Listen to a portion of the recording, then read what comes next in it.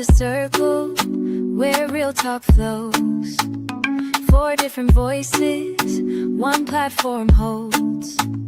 Conversations flowing, stories we share. A space built on love, respect and care. Here in the circle, we listen, we learn. Here in the circle, we speak, we connect. Here in the circle, we unlearn, we learn. Welcome to the Sister Circle. Let's go.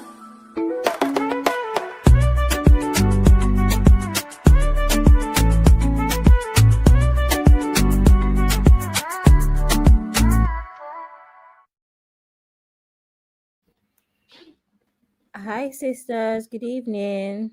Good evening. Hello. Hey. It's a Thursday. How is everybody doing? Pretty good. How are you? I'm fine. Thank you. I'm good. What have you been drinking, honey babe? This is your energy for Thursday. I've been really good. You know what? Obviously, I'm a very avid tea drinker, and the last couple of shows, I have been really trying to get healthy. So I went to Aldi and I bought this herbal tea, which is honey and ginger, and I'm really enjoying it. I'm putting a bit of lemon, and that's what I am drinking. It's probably making me a bit too, but yeah, it's giving me hyper. Yeah, it's giving me energy. I can see Zeno in the chat. Hey, Zeno. Hey, sis. How you doing? Let me get my Auntie Inka, how are you? I'm good, though. How are you guys over there? We're good. We're cold. It's dark already by 2:00. Oh. Yeah. 2:00. Yeah, it's getting dark. Yeah. It should turn dark by like 5:30, 5:36. Really? Yeah. It's been cloudy. It's been raining. It's been gloomy. That's what annoys me. I don't care if it's cold because when it's raining, oh god, the rain. And I have a prescription I need to go and get from the pharmacy. Please, the pharmacy is not far. Yeah, but to leave this house, it's been raining for 2 days. I'm like, absolutely not. It's mad. And I want to walk. I don't want to drive because it's literally like walking distance. But the laziness in me will make me just drive. But then it's in an awkward place where there's not really parking. So it's one of those ones you'll park far and then it's just not necessary.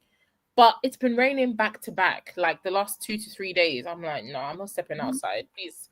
There is this storm. I received a storm alert. I don't know whether you get it through Alexa, but I've got a storm alert. And I don't know, maybe that's the reason why we're getting, the rain and everything. But I received a storm alert from, I don't know, I've signed up to some, because where I am, we're susceptible to flooding. So I always have that. So maybe that's the reason why it's been raining the last 2 days. There could be a storm coming through. Oh, great. So just watch all the news channels and check. I could be wrong, but check that out. Just be careful out there. Weather update taken. Thanks. No problem. Abby, so what are you drinking? What do you have in your cup? I've been so naughty. Yes. Oh, I've been talking, and I've been haven't heard you. Oh Lord! Everything. I was like, okay, she's quiet. I'll join the conversation about the storm and all. I'm just realizing that you didn't hear anything. What am I drinking? I've been bad today. I actually had a can of Coke, but it's because I was feeling very low in energy. I felt like I really needed sugar. And I don't really have a sweet tooth, so you wouldn't really catch me eating chocolate or cake, except that was someone's birthday or something. Yeah. But I had a can of Coke today because I really just felt really, really tired, and I don't drink coffee. I don't drink anything really, so I just thought maybe sugar would help. Yeah. And so I have water and I have the leftover of my Coke just by my side here. Yeah. Coca-Cola. Because of this, let's clarify. Because of Regina, Coca-Cola. Let me type that in the comment section. Yeah, maybe there was watching a live stream that said, soft drink. Gen Z is normal to do drugs. I'm like, it's not normal. No, it's not. Oh, it's not. Oh, So no. I didn't do it. I know I'm old, but I didn't do it. Or when was that age? Don't try it. I've never done it in my life. So Coca-Cola. Thank you very much. And remember, guys, for Abby and Cece, I used to live in Halsden. You know that place was very notorious back in the day. Halsden and Stonebridge. I was a good girl, let me tell you. Okay, so yeah. So Auntie Yinkus, what are you drinking then? Oh, I just took a sip. So I have it's winter now, and the cold is coming through and all that. So I made my famous agbo. So I have ginger, grape and all that, all simmered, and I have it like I made it and put in like a big gallon of like the milk gallon container. Mm-hmm. Yeah, so I just take a cup and heat it up, and that's my drink for today. Fantastic, sounds nice. Yes. So my herbal. Babe, okay, so I just saw what Missy said. Sorry, let me mute myself. She did 20. Oh my God, I haven't done mine to do. Oh, I need to get on 20K. Well done, Missy. Wow, well done. Well done, Missy. Putting me to shame. Well done. I just got my treadmill now, so I'm on it. Honey, babe, what are you drinking, sis? Honey and ginger. Yeah, my namesake and ginger. I'm trying to be really healthy because, like I said, I drink a lot of tea, so I'm trying to move over to herbal teas. And yeah, it's quite nice. I'm getting used to it now. Okay, amazing. And Sissy? I am drinking ice water with ice cubes. Do we talk like that? What's going on? What's wrong with this boy? Which accent is that? Ice, baby. No, I shouldn't be drinking ice water, but I'm drinking ice water. I've got a big mason jar of ice water. Oh, wow. Me and my ice will go together real bad. Mm-hmm. Cool. Let us welcome our real fam. Yeah, the early birds. The early bird from 6. It says 6:17 a.m. Sis. Well, yes, she's been here since 6 Comfort. Oh wow. Yeah, 18. She came back at 8 a.m. to anticipate. Oh, bless her. Comfort Dagri. She's the real one, man. That's a real supporter. Thank you so much. And then thank you for coming. Zeno, thank you for coming. Thank you. Sister Sue, thank you for coming. Always a pleasure. We have a new name, Jacob Kelly. Hi, thank you for coming. Oh wow, hey Jacob. Hi, thank you for joining us for the first time. Sister Chinye, thank you for coming. Missy, hey Sister Lee, thank you for coming. Sister Natsu, thank you so much for coming. Oledo says, I'm drinking herbal tea with honey inside the car. Oh, that's amazing. Nice. Thanks for sharing with us and thanks for coming. And then we have Sister Lola. Hello, thanks for coming. Thanks for coming. So, Sissy, do you want to talk about the topic what we're having today? The topic we have on today. Do you want to talk about it? Yes. So this topic this week, we thought we've had a few heavy. This is what, our 4th episode, right?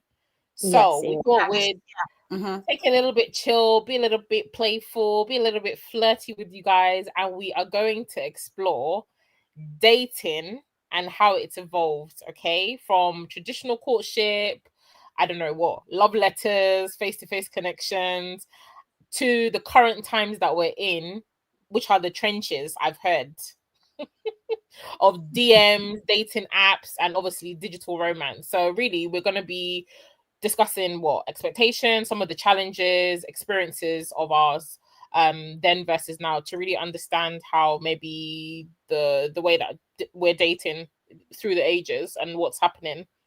What do you guys, lady? That's the topic for today. Yeah, pretty much. Yeah. It's an opportunity for people to obviously phone in and talk about their own dating. Obviously, some people, we're not exactly Gen Z. So, just having fun with this show. It's going to be very light. It's not going to be too deep, hopefully. So, yeah, should be an exciting show. Can't wait.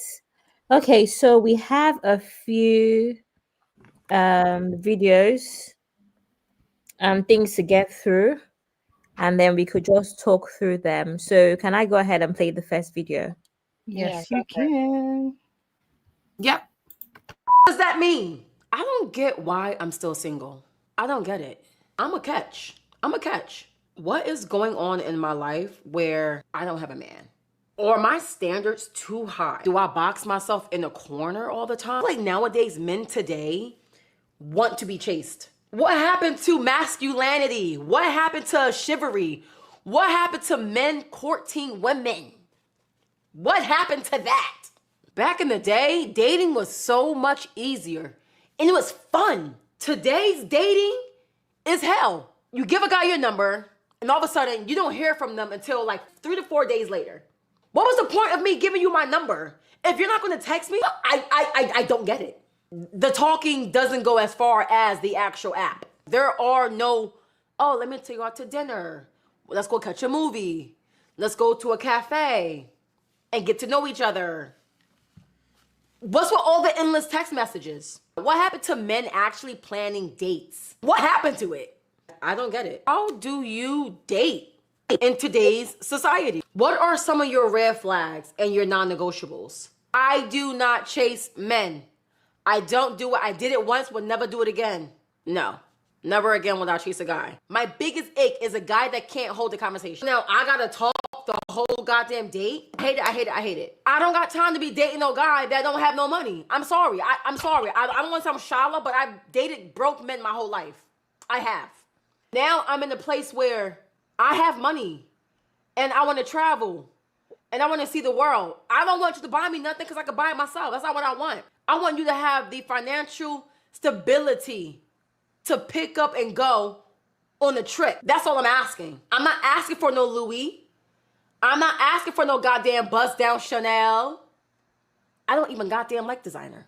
I don't. I really don't. Oh, you're just very intimidating. What the does that mean? How do I come off intimidating when I'm the most socializing person ever? Specifically, my ladies, I want to hear how you are dating, especially in today's generation. What are some dating apps you're on?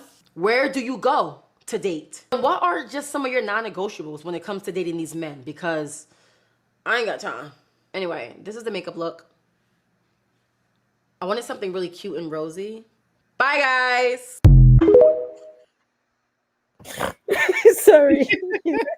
That girl. Yeah.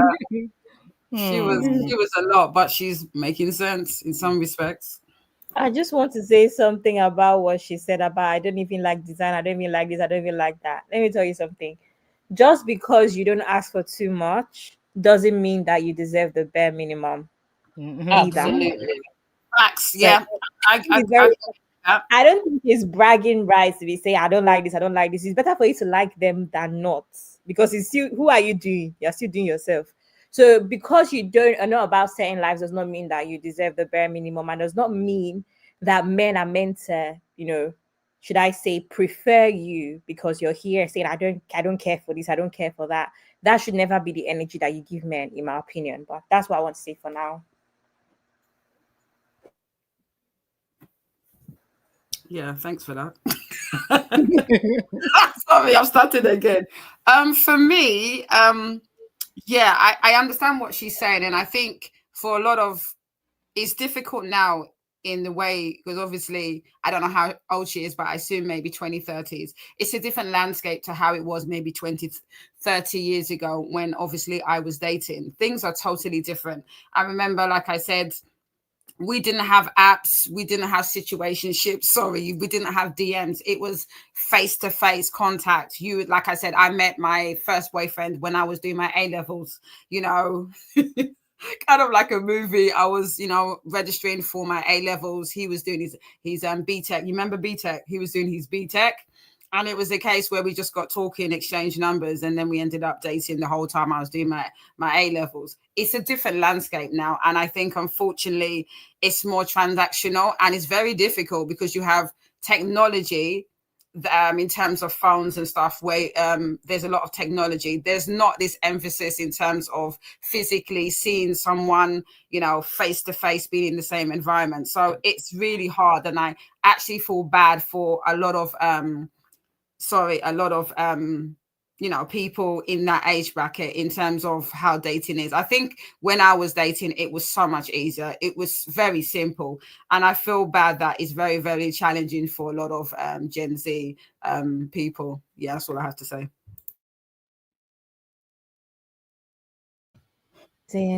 Auntie Incurs. Yeah, so I get where she's coming from, even though, you know, I'm not in the game. I've been out of the game for for a long time. I pray I never get back there. But I just want to say that I kind of understand what she's saying. As far as, you know, talking about the designers and all that, what she's just pretty much saying is that she just wants a man that, you know, he's financially stable. She's just saying she doesn't want you to be broke because she doesn't want to have to carry any, you know, any man financially, which is what we always talk about, you know.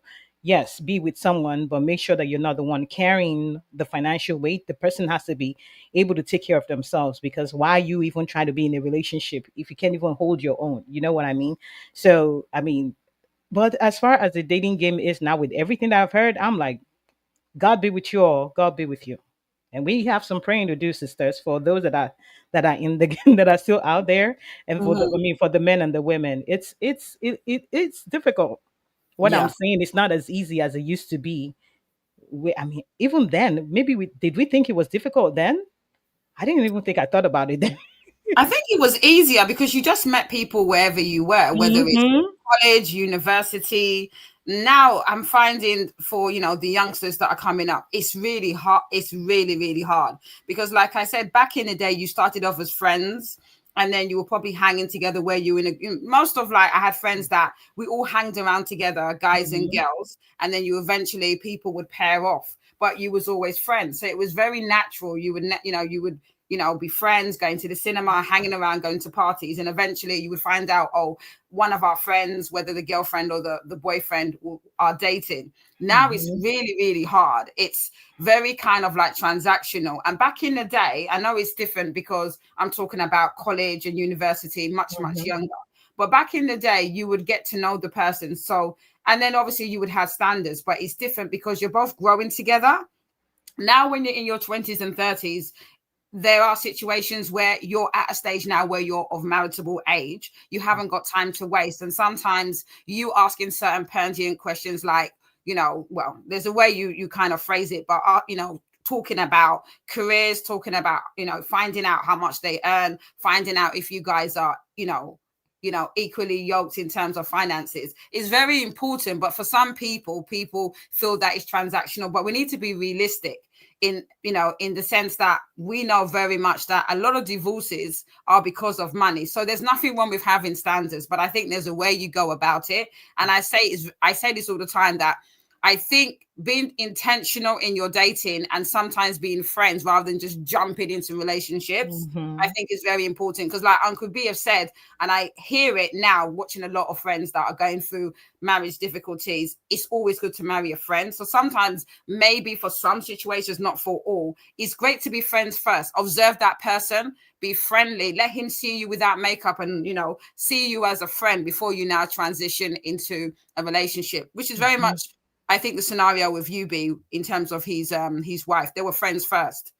I know it doesn't, you know, it's not applicable for every single situation, but I just think that it's a different landscape, and I'm so glad that I'm not involved in that. Hey. So for me, can I just say, let's unpack some of those previous dating styles or whatever. I know, Honey Baby, you already touched on people tended to be more friends. So what was the kind of like communication styles then versus now? What were some of the ways that people would connect or show interest or communicate once you were like dating or trying to court somebody? I mean, like I said, when I was dating, if you obviously I'm giving examples, you know, mine was meeting my first boyfriend. I met him when I was doing my A-levels. You would physically call a landline. It sounds ancient. Yeah.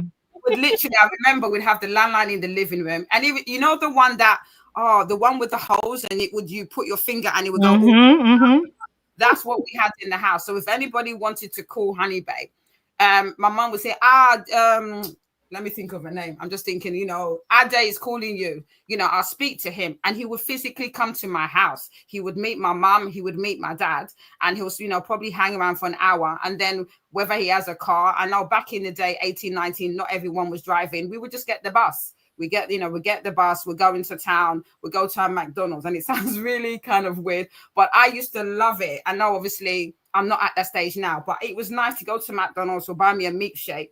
And we were just like talking about stuff. Obviously, we're 18, 19, 20, you know, very superficial stuff. You know, we're still young. And I remember back in the day, I think someone mentioned it. I remember one of my boyfriends physically making me a CD. Do you remember that? They would make you that was and it would be for me. He'll give it to me. It was so sweet. And all like kind of like Boys to Men, you know, those type of stuff. What is it? Forever Your Lady. I can't remember the group, but you can imagine SWV. And it was so sweet. And I remember another thing, he used to write me letters. Oh my God. Yeah, letters. It was fantastic. And I don't know for obviously Abby and the younger generation, I don't know if they do that anymore. It was so nice because there was they just clock it, type sheet. Oh, please. I think they invested more into. You're actually very wrong for that. Because that's with everything that Honey Babe is saying, I feel like all of the men that have been around, whether it's on a friendship level or actual romantic level, they've actually done something. Sorry, just to clarify, you're speaking on behalf of Gen Z, guys. So I'm speaking for millennials. Yeah, to be fair, Sissy, the truth is when it comes to Gen Z, there's a spectrum. And I say this all the time that I'm only a year away from millennials, right?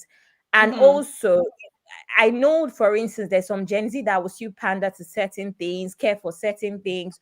So it's tough for me to just say that, I'm speaking on behalf of every Gen Z, because I know there's like way younger Gen Z and I don't know what happens there. However, where I'm at, what I've experienced, this music thing you're talking about, where it's CD, I know men have made me actual playlists on Spotify, on Apple Music. They've made playlists for me. Yes, it might not be.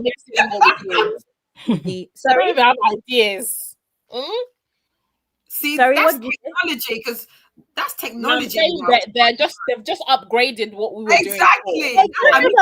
So what I was even going to start my conversation with was clearly when it comes to human beings or men, they are not that much different. It's just that people are evolving. That's at least for the reasonable ones. I'm guessing for someone like me, where if you ask me my favorite artist, I would say Mary J. Blige. It's because I grew up around a lot of aunties, right? So when I think about it, a lot of things, I started wearing heels and being interested in fashion at like 12 because of my older aunties that were in my house. So when I think about that life, there's a lot of things that I've picked on by force because of the people that I grew up around. So I think that's the same with a lot of Gen Z as well, is that we have older ones, whether it's aunties, cousins, and we just kind of recreate a lot of things that we might have seen growing up or whatever, right? So the music thing, a lot of men would make playlists. Even this album thing, I know that I'm very into like written notes and stuff, and I know there's a few people that have created like an actual album with pictures and handwritten notes and a jar of notes. If you're feeling down, read this. If you're, some people are romantic like that, and this is still Gen Zs, are still younger men that have handwritten notes, right, and put in jars. So it still happens. It just maybe slightly more creative. Yeah, I get it. Yeah. Because if you give me CD now, where am I going to play the CD, bro? CD. My laptop don't even have CD anymore. I remember that. You remember even before CD? Me, I'm showing my age. It is what it is. I remember tapes, guys. In the comment sections, do you remember the tapes? I remember having that with my headphones, going to probably school and that. So I think is, and I remember I broke up with one of my first boyfriend. He wrote me a letter. Oh my God, he posted it. And I remember opening it. It was addressed to me. And he basically did a love letter to get me back. Obviously, I went back to him. But I remember things like that. Do people even do that anymore? No, Maybe I don't not, know. because we Communication style. Do you think that it was more intentional? Like in the past, you would like. I remember when, let's say, if I was talking to a guy or whatever, you could, T-Mobile then used to have like, you can, what's that thing, 5-day pass or something, where you would phone from after 9, it would be free. You would wait. Oh my God, I had that as well. You would speak to somebody. Oh my gosh. On the phone all night. Oh my gosh. Wake up, talking nonsense, talking rubbish, just sweet, innocent things, right? Do people still talk on the phone? I find that when because there was a time when I was on dating apps. I mean, that's how I was dating. I don't find that people, and I see it with my daughter as well. She's in the comments, so she can confirm. Yeah, these kids don't like to talk on the phone. No, they like to Snapchat. They like to do what's the other one? Maybe send a DM or just very short communication. Like my daughter hates when I call her. She'll be like, "Oh, I don't like calling." I will call her. I will call her. I will call her, and she will drop me a voice note. They love voice notes. Yes, it's very like, I don't know. So how do you really build that connection before that rapport when you just kind of do like maybe send memes, send gifs, this kind of communication? I feel like the communication style nowadays is very short. Like the span of communication is very short for a lot of people. So I'm not going to lie, that's only for parents. It doesn't count for friends, because even my younger, I was going to say that. My younger sister that just turned 20, that's what she does to me, my brother, and my dad. But when you catch her in the corner, she's talking to her friend 3 hours, 4 hours. It's for the older ones that we don't want. And I'm being serious, because even me, it's true. I don't often want to just talk to like the older ones, but there's no way a boyfriend will call me. I won't be on the phone for 3 hours. It's just, I think it's for parents, it's for older ones, and for those that get Nigeria, the equivalent to the T-Mobile thing, we had what we used to call MTN midnight calls. Auntie Yinkus, are you aware? No. I was already out of Nigeria at the time, so it's the T-Mobile one that I know. T-Mobile, 2 a.m. to 4 a.m. MTN was the jam. You will talk to your boyfriend all night. Then you will go to school in the morning and still see that boyfriend or see that boy that you like. Anyway. Do you remember, and this is the Matrix, I remember the banana phone, I don't know what it's called, and obviously that was the time that you're saying about the T-Mobile, and like I said, very similar to CC, you'll be talking all night, whether you have college, whether you have uni, because I think the time that when did the Matrix come out? I don't know, but that time I had the banana phone, the flip phone, just like the very first Matrix. Yeah, I had that, and I thought I was made and everything, because I paid for my parents were no longer paying for my my tariff, so I thought I was a big girl, and I will be on the phone for absolutely ages, and I have a deadline, and I will be on the phone for ages, and it was sweet because we would talk for absolutely ages. And I felt that I knew a lot more about the person I was speaking with, which was my then boyfriend, than it is now, where you're just basically one text and or a DM. I always like to call people even now. I don't understand this old DM or one voice note. Why are you voice noting me? Call me, let's talk. I'm very much about that. So I find it very strange in terms of that people date with that DM. The whole DM thing is strange to me. And then what was the context? Do you feel like the context of the conversation was innocent? It was playful? I find like now you can talk to a guy. Okay, can you send me a pic? Send me a pic. What are you wearing? Oh no! How? Yes, Yinka, please reply. No. The conversation will be like, "Hi, what did you eat? How are you? Okay, let me people, let me see something. Show me something." Live. So I feel like the conversations that we used to have before were a lot more innocent, a lot more playful. Even if you were like flirting, it would never be like out there, like oh, show me, send me breast, send me something. Or none of those. Do you understand? Never. Like Mhm. for me, I never experienced that. It's not to say that obviously testosterone, you know, but you never really got to that level when you were still talking. You'll be on the phone from midnight till 9 a.m. in the morning, talking just about college, talking about interest, talking about music, talking about friends. Before you've not even gone, your mind hasn't even gone to anything sexual. That's what I'm trying to say. So do we feel like the content of the conversations were more meaningful than they are now?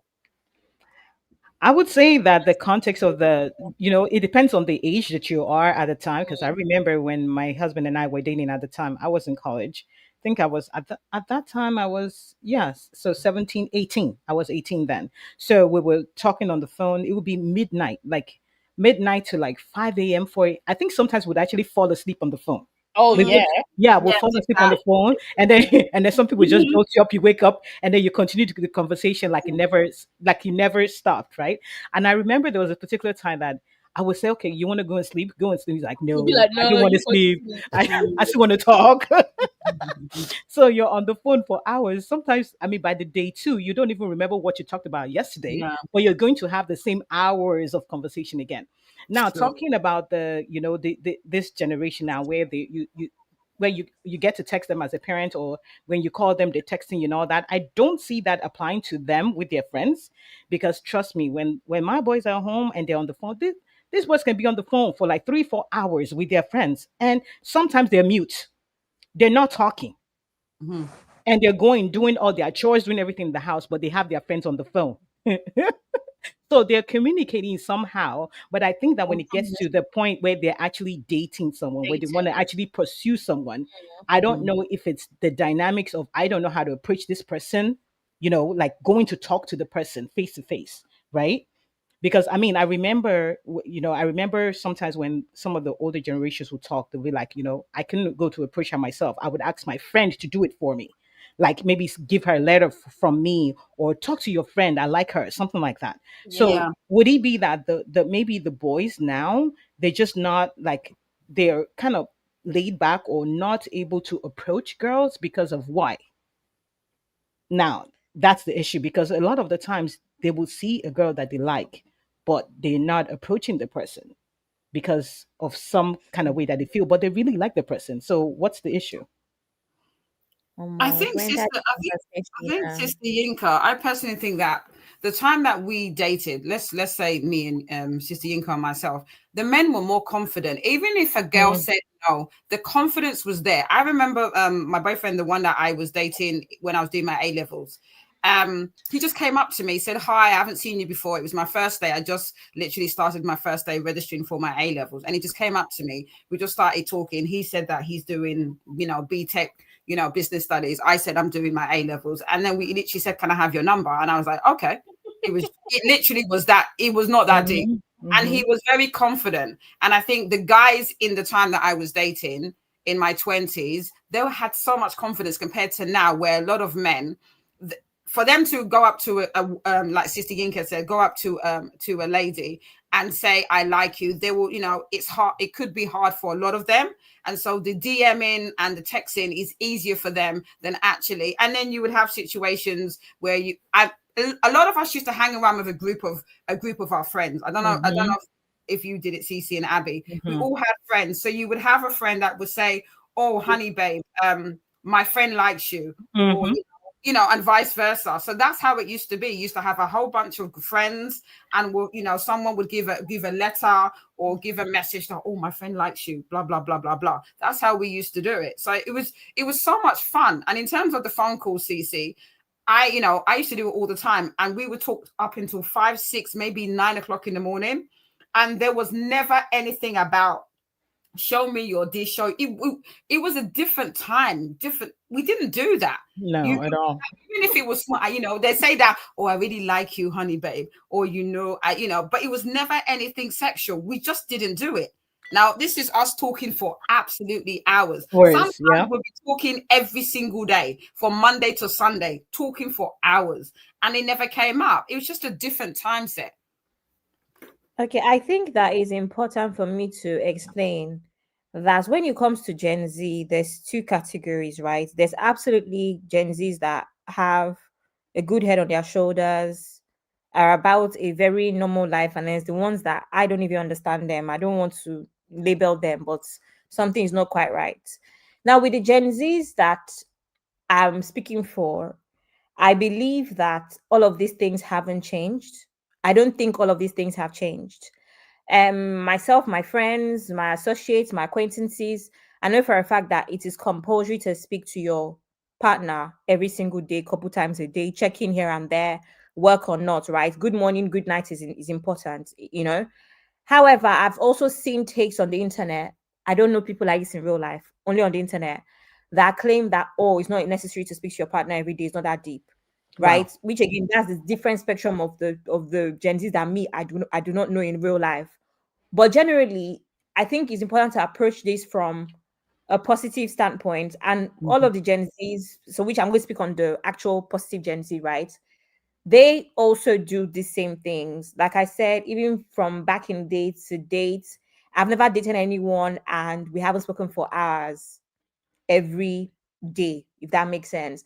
And even if that's not always possible because we're busy people, there's no way you're not checking in. In fact, for me, that would also, in a sense, measure how serious you are about me. Because I don't understand why I'm going a couple days without speaking to you. I go a whole day not speaking to you, you're no longer important. And now I'm considering the fact that you're not interested in me. That's just, my own role. So I don't think anything else has changed. Even the romance as well, even this new thing, there's no man that has the audacity to ask me for nudes. Me. You cannot have the audacity because from where to where? From where to where? So I know that whatever you see as negative, there's so many ways that it's also been a sense improved. I'll give you an example with the pictures thing.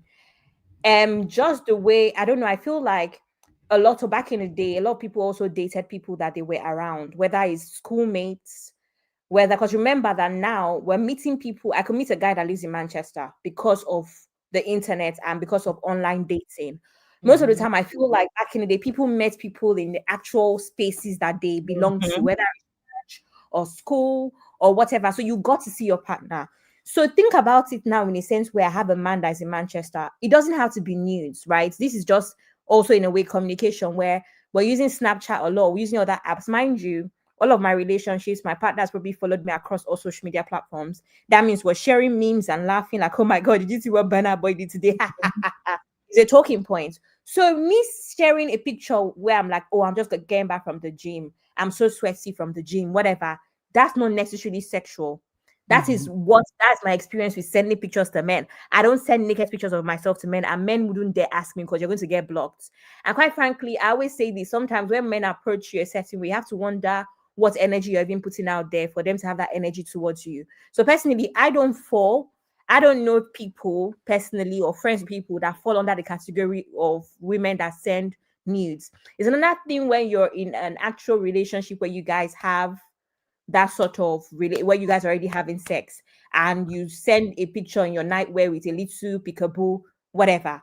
But outright nudes, no. What I'm used to is here's what I'm eating today. What you eating is still part of conversations, right? The way we send gifts, and also the same way we say, oh my God, I just saw this cute dog.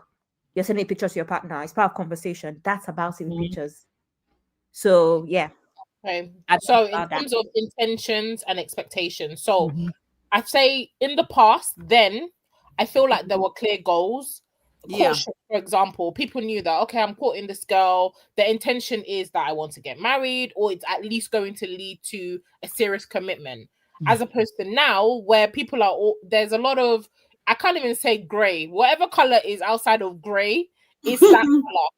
It's gray, it's purple, there's situationship, there's talking stage, there's I mean the lines are so blurry in terms of what exactly the next stage is once you start talking to somebody. So would we say that the lines of communication or intentions, expectations from dating have changed drastically then versus now? Definitely. And I think this is because of the fact that probably in our mother's time, they, I know from my mum, as much as she went to uni, things were different in terms of the expectations of marriage. I think now, especially for us, and I'm not bashing feminism, I'm just saying for us, we've got more opportunities. It's not just a case where you just finish university. And I'm not talking about Nigeria, I'm talking about where I am now. You go to university, yes, the expectation is, yeah, you find a partner, you get married, but it's not a do or delete situation. You can decide that, you know what, I want to have a job, I want to have a career before I decide in my 20, from 25 onwards that I want to have a career. And it's the same for a man. It's not the automatic thing that the age of as soon as you finish university or you have to get married. Some men decide that they haven't found themselves and then they decide that they want to get married later. So I think the issue is that as much as they may not have the idea of marriage, they don't necessarily want to be single. So you have the situation when you have situationships where men and women, and I say some men, if we're going to make it a lot more men, want to date you but have no intention of marrying you simply because of the point of view they're not ready emotionally or they're not ready financially, but they still want to be in a relationship. So you have the situation of a situationship where there is no defined goal for marriage. And it happens a lot because you hear people saying that they have no intention of being married, but they have relationships. Oh, okay. Thanks, honey babe. I'll let Abby play the next video and let's see what the next topic is. Okay, we don't really have a lot of comments, but Missy says news weren't our thing. It's very scandalous to us now. Mm-hmm. I'm not going to lie, I don't get it. There's no, like I said, you want to send peekaboo or you want to do, or you know, all these poses where they'll say you're pushing out your bomb. That's as much as you're supposed to do to seduce anybody. Is to shove your bomb in a full clothes. I sent one like that to my husband last week. Well, I was fully clothed too because he said never send anything to me where you don't have something on because you don't know where that picture could end if they steal my phone. So I think it's common sense because I never understand. Sorry to cut in, but I never understand. Like I said, boyfriend, husband, I don't care who you are. You don't know. Like I said, with this phone, you hear about it every day. Yep. I've lost my phone before. I've been hacked before. But even when I was dating 18, 19, who born dog that would tell me to show breast? Don't even. I will block you, foolish. You will never hear from me again. So for me, and like I said, it should be common sense. Mm-hmm. What same person that you're dating will ask you for such nonsense? So when I hear people saying, oh, he's my boyfriend or because he's my husband, you can't trust anybody because you don't know with this whole cloud and transfer and technology where that photo is going to go to. Yes, the intention that you keep it for your husband. He can lose the phone. You can be hacked. Next thing you know, all your business is on OnlyFans. I beg. Yep. You understand? So I never get, and I assume it should be common sense for a boyfriend or even a husband. You're not sending nothing. Mm-mm. So I don't get it when you hear that. Sorry, and I will say it out there. Allegedly, the people like Tiwa. How does that happen? It doesn't make sense when people said to me, "Oh, my photo was with this guy, and I broke up with him, and then he now threatens me with a naked picture." How did he get to a stage where he has a naked picture of you? And my issue is this: there's a lot of pick-me's out there where because you want to save a marriage, a guy will tell you, can you send me a bit of this or a bit of that with a bit of booby? And you, because you want to appease him or please him, you send him a picture of your booby. Makes no sense. As a woman, you should have common sense. And if you refuse and the guy doesn't want a relationship, just stand strong and move on. No problem. The rest of the comments,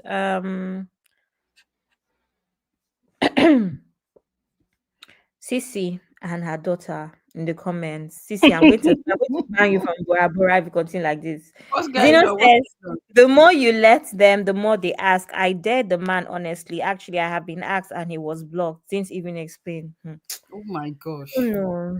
Nobody has ever done these things to me before, Sha. But no, normally, I'm not even a nice babe like that. So anyway, next video. Sure.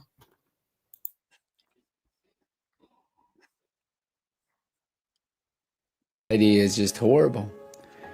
The new texting is getting to know you. People easily can move on to somebody else with a quick sliding in their DMs or getting on a dating app. Sleeping with other people is so much easier than working harder for it. People don't want to make effort anymore. We don't set up dates. We ask you, where do you want to go eat? What are you craving? Nah, man. Back in the days, you had to make effort. The 80s and 90s love is so much different. You had to actually talk to them. You had to call them. We didn't have FaceTime. We'd meet up for coffee. We would get to know each other, and we build a future together. Today's society is, hey, what are you doing? What are you doing? What are you doing? And then you get ghosted, or you get used, and then they find somebody else. No one cares about your feelings anymore. The society of dating is crap. It literally makes me sick to my stomach. And to be honest with you, I'd rather stay single until I find that old school love. I'm nobody's temporary. I'm someone's forever. You better remember that. Dude's not playing. I love what he said. Yeah. Someone's temporary, someone's forever. Today's dating and society is just horrible. The new texting is getting to know you. People easily can move on to somebody else with a quick sliding in their DMs or getting on a dating app. Sleeping with other people is so much easier than working hard for it. People don't want to make effort anymore. We don't set up dates. We ask you, where do you want to go eat? What are you craving? Nah, man. Back in the days, you had to make effort. The 80s and 90s love is so much different. You had to actually talk to them. You had to call them. We didn't have FaceTime. We'd meet up for coffee. We would get to know each other, and we build a future together.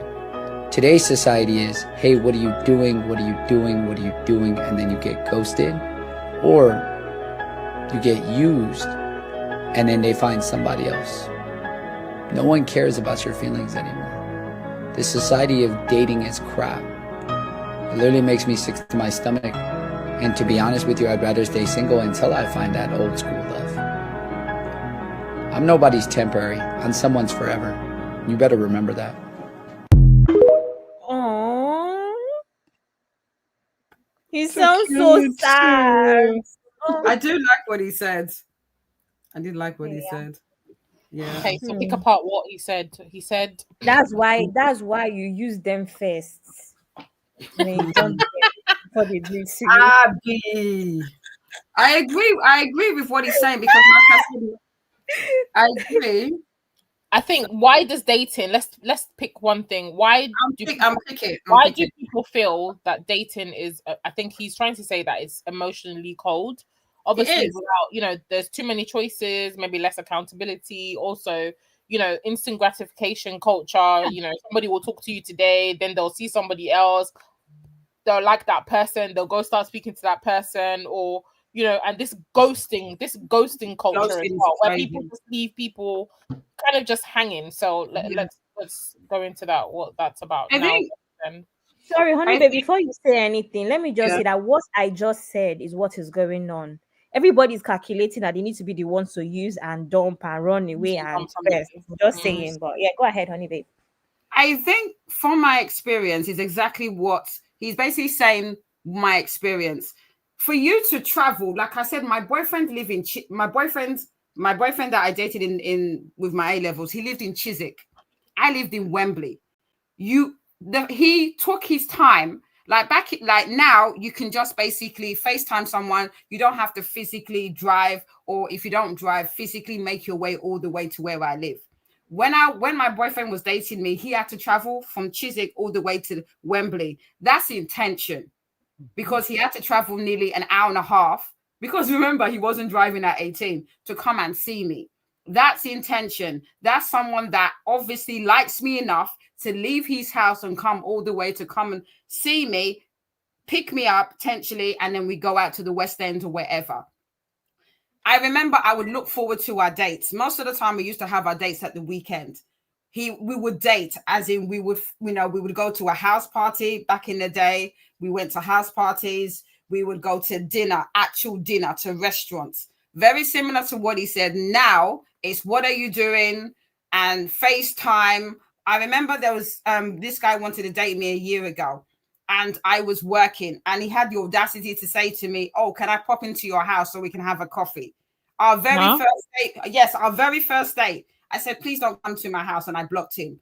We've spoken for a few times. You've liked me. We met in a party, and the very first date, because you want to be cheap and because you happen to be driving near to my area, our first date should be me, you coming to the house. You want to have a coffee, and then you probably would expect me to cook or something. That's the type of man that I'm dealing with in 2024, 2025, rather than my ex-boyfriend from when I was 18 that will come to my house, pick me up, take me out to dinner, travel an hour and a half. And that's the problem. Nobody wants to invest time getting to know one person. Everybody, and I would say a lot of people in the dating game have 5 or 6 people on the go, multiple people. They're swiping on Hinge or whatever. And if this one doesn't work out, I can speak to number 2, number 3, number 4, number 5. And if you got options, you're not going to invest on one person because there's no need to, because I can't be bothered to take Honey Babe out. I can't be bothered to travel from Chiswick all the way to Wembley to come and see me. I'm going to, I just want a situationship. If I'm feeling horny, all I need to do is meet up with her, whether at her house, at a hotel. There's no investment to get to know someone, to be in an actual relationship, because there's too many options. Sometimes having options is good, but when it comes to dating, it makes you complacent because you don't want to invest time on one person. Invest in one person, spend your focus on one person and try and make it work. If it doesn't work, fine, you move on and you move on to the next person. But when you're juggling multiple people, that's the reason why people cannot be bothered and they will ghost you. And that's where the problem is. Yes, I'm very committed to love. As much as everyone thinks I'm very, very harsh, I'm a lover girl. I'm very much about investing time in people. But I've noticed when I've been introduced to a lot of men are not interested in relationships. They just want to hit and run. Okay. May I ask a question real quick? I'm asking because I don't know. Would it be, I just said I have a question. Yeah. So I'm thinking about what you said, right? About, the men coming out but they're not being clear with their intentions and, what they plan, why they're even looking for a relationship to begin with. Now, with everything that you said, would you say that it has anything to do with that person's background, that particular person's background? The reason why I say this is because I also have a lot of young men. We have more men in my husband's side of the family than girls. So there are lots of Gen Zs right now in my husband's side of the family.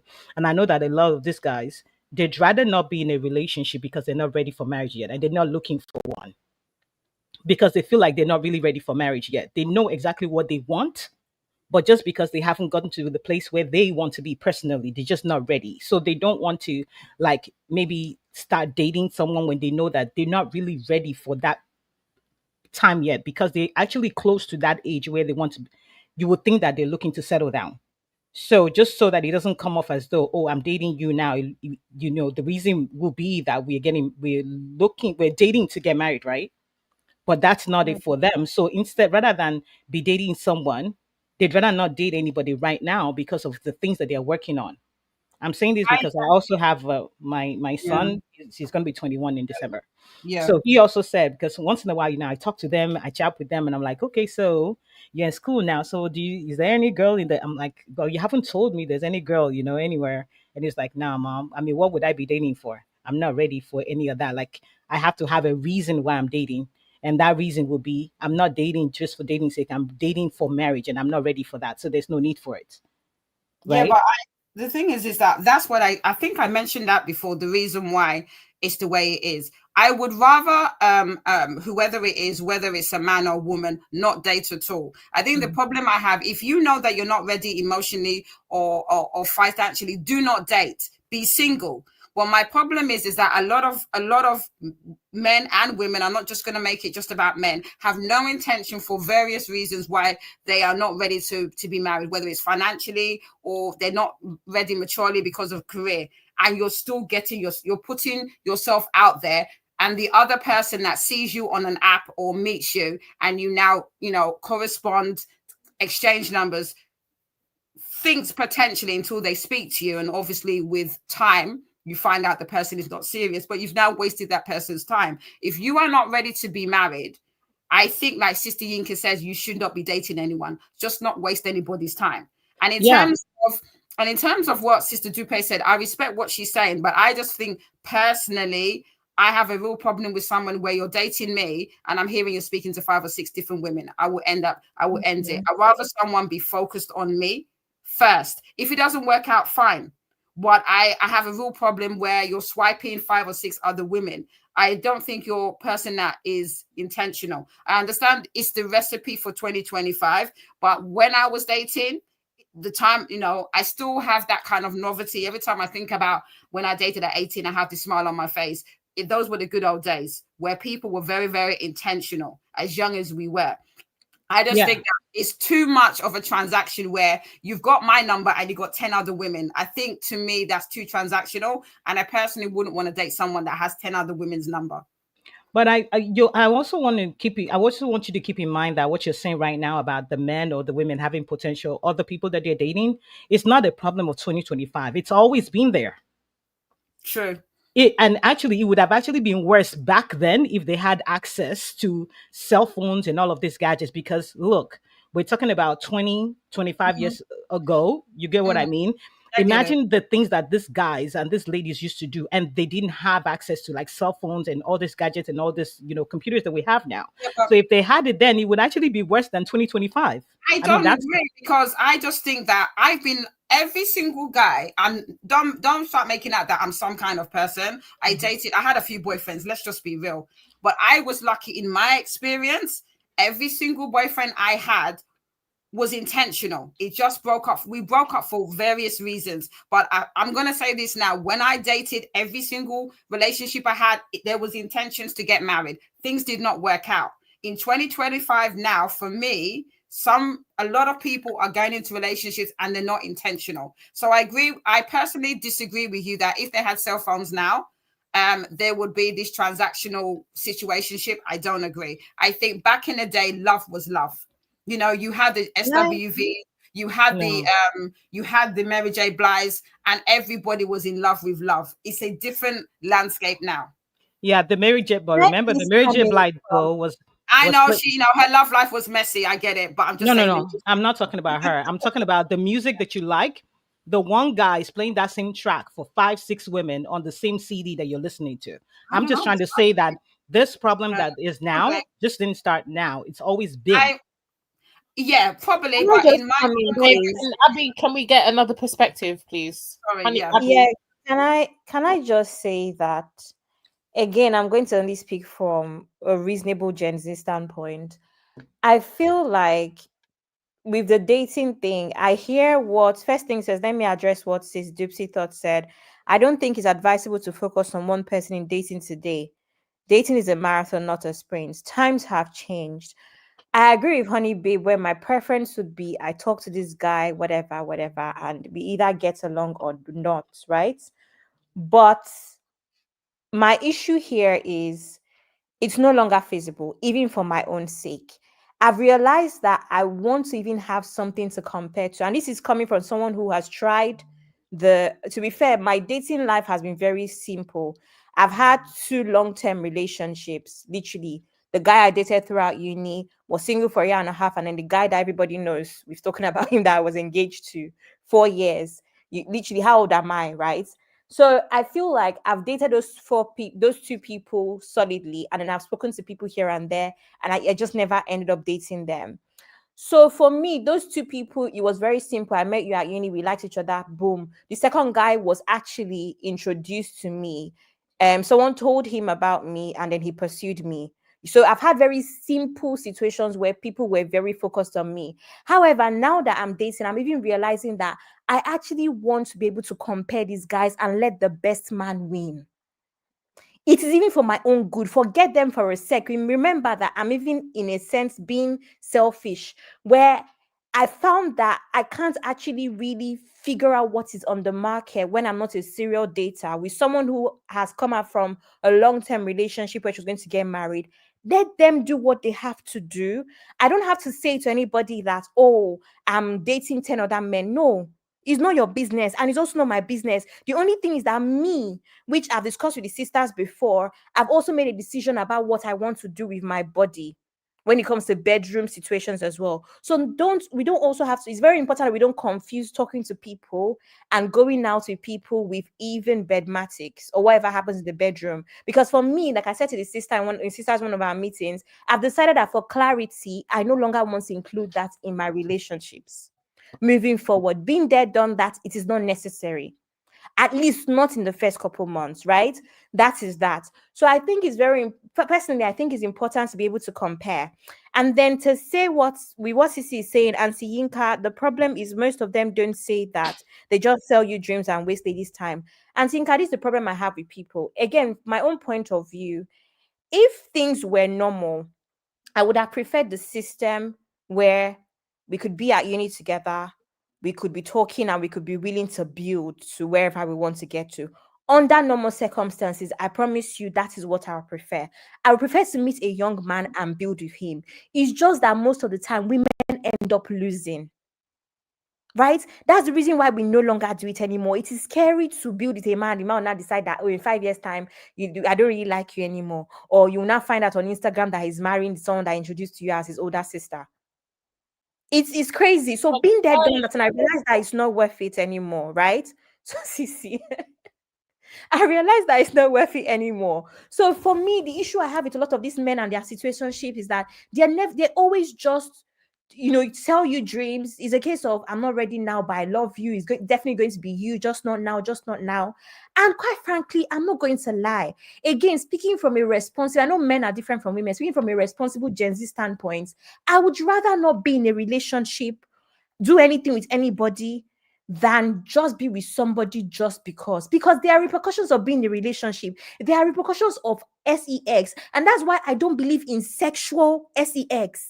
I don't believe in casual, because there's repercussions of it. Example, pregnancy. Example, like, I would rather I was doing that with someone that I think is worth it, just in case. Not that even if you plan everything well, things might not go wrong. That's not my point. But at least you've done your own part. So when it even comes to relationships and stuff, situationship, I don't understand the concept of situationship, because I'm giving you time, giving you energy. Maybe I'm remembering your birthday. The problem with situationships is that they're very much different from relationships. They are not. You're doing everything relationship people, probably even marriage people, are doing, except the tag and the commitments. Is it not madness? So for me, there's no reason for me to be committing time. On Saturday, I'll carry my bag. I'm going to your house. And I don't know what you are to me. Maybe all this cooking now, I'll not say, oh, me that I like to bake. I'll not come and bake you cake, bake you meat pie. And I don't know what you are to me. I can't even proudly tell my friends, can't proudly tell my uncles, my aunties, my dad about you, because we are nothing. What are we? I can't really explain it. So what really is the benefit of a situationship besides sex?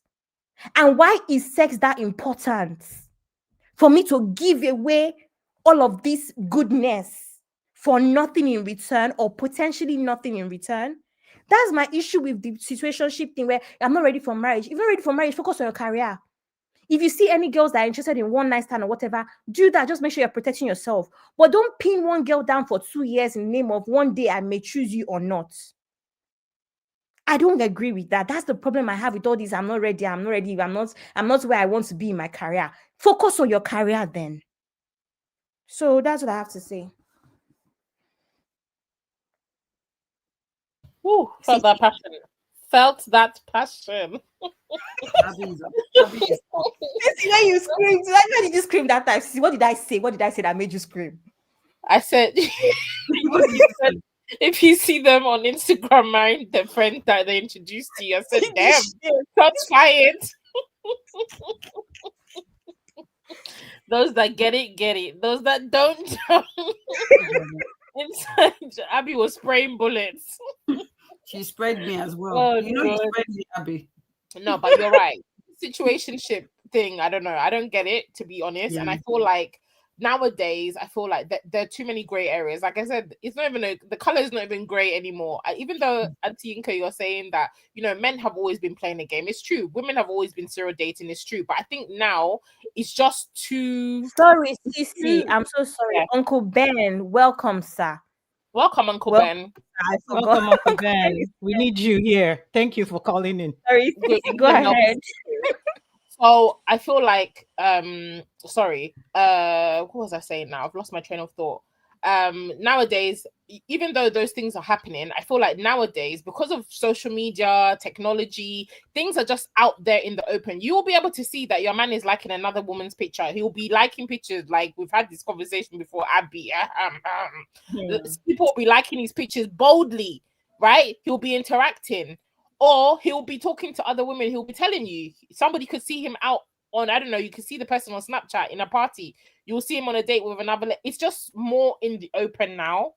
It's not really covert anymore. It's very, very in the open. So I think it's completely different how people deal with that type of dating nowadays, even though it's been happening in the past.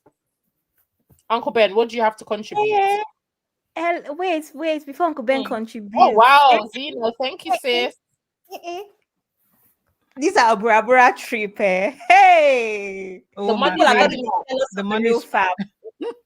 Thank you, thank you, Zeno. Thank you, Zeno. Love you. Thank you. Go ahead. Sorry. I don't know what you were saying. Oh, you were saying Uncle Ben, right? Uncle Ben, what does Uncle Ben have to say? Oh, hello, guys. Hello, Hi, ladies. Uncle Ben. Hey, Uncle Ben. Sorry, do you mind me reading comments before you go ahead, sir? Please. Yes, ma'am. I don't want you to spray me bullet. Go ahead. She would have come down by then. I'm calm. I'm just tired. Everyday situationship. What's wrong with you? What do you want? Let's just see how it goes. As a man, why don't you know what you want? Anyway, you should. Sorry. Let's just see how it goes. Anyway, Misty said, I wish we could have a male perspective on this conversation today. Well, Uncle Ben is here, and hopefully somebody else, I don't know, Uncle Patrick, Uncle I think Dayo. I saw Luke on the other platform. Maybe I'm confused with all the platforms that are running. But Luke, drop your comments, sir. Yeah, I think he keeps going back and forth, both of them. Okay, Misty says, back in the day, we also had players. My cousins were slightly older than me, but dated more than 2 girls and felt cool about it. Yep. Sister Chinye says, oh, I need to go to the other platform and look for comments too. Sister Chinye says, house parties were the best. Misty replies saying, those house parties were at daytime, but by 6 p.m. you are at home, cleaned up like nothing happened. Uncle Ben says the boys nowadays don't want to date because the girls are wild. Uncle Ben, if I start. Uncle Ben. His assistant says, let the best man. Absolutely. I always say serial date, or don't be confused. I'm not saying sleep around. That's the thing. A lot of people assume that you're going to sleep around, but no. You're just getting to know people. And like I said, the best man will win. Ashinku says, men have been selling dreams forever, or it's not a new problem. Absolutely. I think Sister Natsu was agreeing that, STD, etc., if you go about just, going up and down. Sister Sue says, situationship is all nonsense. Sorry. Sister Chinye replies, Sister Natsu saying, talking to different people to then make a choice on the number one to focus on is not an issue as long as you are not sleeping with them. However, some people will be sleeping with all of them. Then you even be more confused because that time you will pick by the best D. And then who are you doing? You are doing yourself. Wala. And see, then you will see if D will solve all your problems in life. Then, as you can say, guys have been pinning women down with lies. It's girls that have been helping women with their mouths. Absolutely. And then Sis Gypsy says, let me be vulnerable. All the men I have dated were marriage minded. However, when I look back, they were always open minded and kept their options. My mistake was I wasn't open. I agree. Exactly. Do you know what? Let me just say something, because you know that I even just realized that all the men that tried to talk to me while I was dating my ex, right? All of them, they're married. As some of them pursued me, even knowing that I was with somebody that I was flaunting, right? They were so sure. And it's mad because I'm not saying that they would have married me, but I'm just realizing that they were about that life. That is what they wanted. They were not about the life of playing games. And most of them were significantly older than myself, 5-7 years. So I think a lot of them, I knew them as master students when I was in an undergrad student. Abby, hold on. Significantly older, 5-7 years. 5-6 years. Kilo day. How much? Not I'm saying by Abby standards now, because you know them, you know where I'm at with the age thing. So they were really, really, really on my case, even knowing that I was, I remember one even saying to me, "This guy is not serious. I'm serious." And it's mad because a lot of these guys that have seriously wanted to speak to me in the last, let's say, 5 years of my life, all of them, one of them just got married last weekend. I'm just looking at myself like, Abby, maybe we are the problem because you are not choosing these men correctly. But that's by the way. I digress. Auntie Grace said, let them have an ear, let them heal. Abby, period, love. Thanks, Auntie Grace. Please stay single. Stop looking for a relationship when you aren't ready for marriage. And then Cece said, very true, Abby. I don't know what that is. So I want to look for the comments on the vertical, if there's any. There isn't really. Okay, that's it. Uncle Ben, sorry, you can come in now. Uncle Ben. Our Bora Hey, Bora. hello. Can you hear me? We can Yes, hear we you. Yes, can. we can. All right. I hope it's not noisy though. I'm using my AirPods and the noise cancellation. I hope it's not noisy. It sounded like you're in a rainforest or something. It's giving Oh yeah. I'm cricket already vibes. on my way to Bora Bora. If that's what you mean, troublemaker. You want to throw shade at me? Okay, I'm ready. All right, all right. This is a ladies' show, so I guess I got to be a gentleman, right? As And always. can I represent the brotherhood? We need Go them for it. here. Yep. Are you Go representing for it. brotherhood in Gen X? We didn't Yeah, receive I'm the representing Okay. brotherhood. I'm Uncle You're Ben, are also you representing giving us brotherhood married. in Gen X. And you're also married, And and you've not been dating for like 20 years. does CC? that He mean I stopped don't know what's going on into dating scene? Do you know maybe he I'm stopped looking he for my stopped in Regina? 90s, What's wrong with Uncle you? Ben. Uncle What Ben, if don't I'm let us looking for block my you. Regina? Don't let us block you. We'll disgrace you on this platform. Don't even go there. Well, sisters. All right, basically, I heard what Honey Babe said, and I just wanted to I think Honey Babe talk about is it these boys not being serious or something. I forgot what she said now, but at that time a thought came to my mind. So I watched this video on Instagram.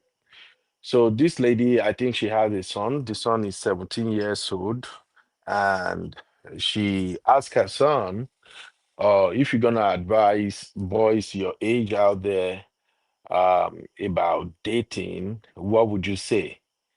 So, 17-year-old boy, he was playing game, and the boy stopped playing the game, look at his mom, and he said, "Mom, is the camera looking at me right now?" And the mom said, "Yes." Then the boy said, "Boys, don't do it. Don't do it. Just focus. Focus on your life. Focus on your future." And it was so funny. Then when he was asked why are you advising boys not to date girls now or something? And he's like, the girls out there, they are very wide. Man, they are very wide. They come with a lot of troubles. It sounds funny. So I thought about it like a couple of hours. Then I'm like, okay, since this boy is 17 and I have a 17 years old daughter, I'm gonna ask my daughter the same question. Can you guys still hear me? Yes, we can. Yes. We can hear you. Yeah. So when my daughter came back from school, freshen up everything, usually once I'm off, she would give me like maybe 1 hour or something, and then she would start disturbing me. So when she came around, and I asked my daughter, I'm like, hey, Bibi, if you have to advise girls your age about boys, what would you tell them? BBC, Dad, you really don't want to know what I would say. And I'm like, I'm interested. That's why I'm asking you. What would you tell them? BBC, Dad, those boys out there now, they are crazy, very crazy. For me, I ain't had no time for no boy right now. I just want to face my study, do my business, and think about them later. Now, BB didn't know that I watched that video of a boy that she doesn't even know before I was asking her. So I laugh, she laughed, and I now add one plus two, and I kind of realized that something is seriously broken in this modern dating world. Something is broken. If at age 17, a boy and a girl who don't live in the same city, they don't know each other, in different household, they were asked the same question, and their response is, no, don't do it. You can't trust these guys. They're not serious. They are this, they're that. I'm wondering, what experience have they had? What is happening in their generation that between the ages of 14 all the way to 17, it's like they're already fed up.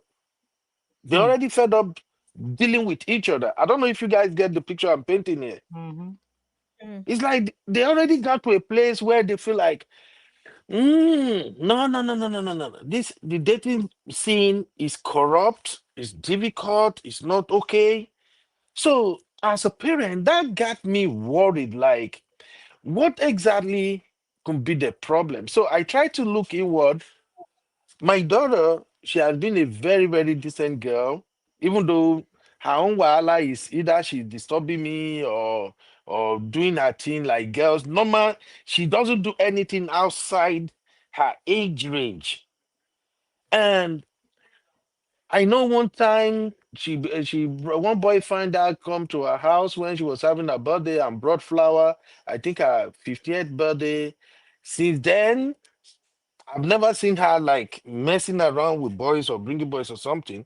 So I know my daughter is a good girl, but at the same time, she has friends. She's going to school, all those things. So I'm wondering, what experience can this girl have heard that made her feel like, you know what, Dad, I don't have time for this. I just want to face my study. I want to do my business. I'll think about them later. And this same boy that I get to watch his video on Instagram, 17 years old, he's saying he's gonna be focused, he don't want to deal with these girls or something. So I kept asking what could be the problem. Then it now dawned on me like, oh, social media. Definitely, this is coming from social media. These young folks have been loaded with so much toxic content on relationship that it's like they're probably seeing themselves in this relationship that people are narrating on social media. Now, in their own little world, at least they will be having boyfriend, girlfriend. You know how you do it when you are in high school and all of that. So maybe they'll be seeing some distrust, some betrayal, some lying, some all those damn things. So I was worried like it's like we the adults we have already corrupt the dating thing. So that's why I just wanted to ask you, the TSE, what exactly could make teenagers, minor, that's how we can call them, what could make them be so apprehensive of the dating scene? That's just my question. Thanks for having me. Can I wait for my answer or I should just carry my load, they run, they go? You can wait for your answer. Yes, you can wait. Teenagers and minors shouldn't be dating. That's just me. My daughter has been in the chat. She wasn't dating anybody as a teenager. Teenager. As in 12, 13, 14, 15, 16, 17, 18. What are you thinking about dating? You can have friends as your boys as friends, but dating, that you shouldn't have any interest in dating. I'm sorry. That was not something that happened in my household. So I can't advise. I'm not the Regina mom people. So I can't advise on those ones. My teenagers don't date. And I wanted to say Focus on something your about books. Uncle Ben. So for us in our own home, you're not allowed to date until you're getting ready to leave high school, which is when you're actually getting ready for prom. So none of my boys, at least, well, I have a 15-year-old now. He hasn't told me anything, but he knows the rule. But we don't hide anything from each other. I want to believe that they're sharing with me. But I know the two older boys, they used to have friends come to the house. They always had house parties. Our house was the house for everybody, all their teenagers, all their teenage friends from school. But once they were getting ready for prom, you know, still it wasn't like they really wanted a girlfriend, or maybe they were, because it was like a rite of passing to have a girlfriend, right?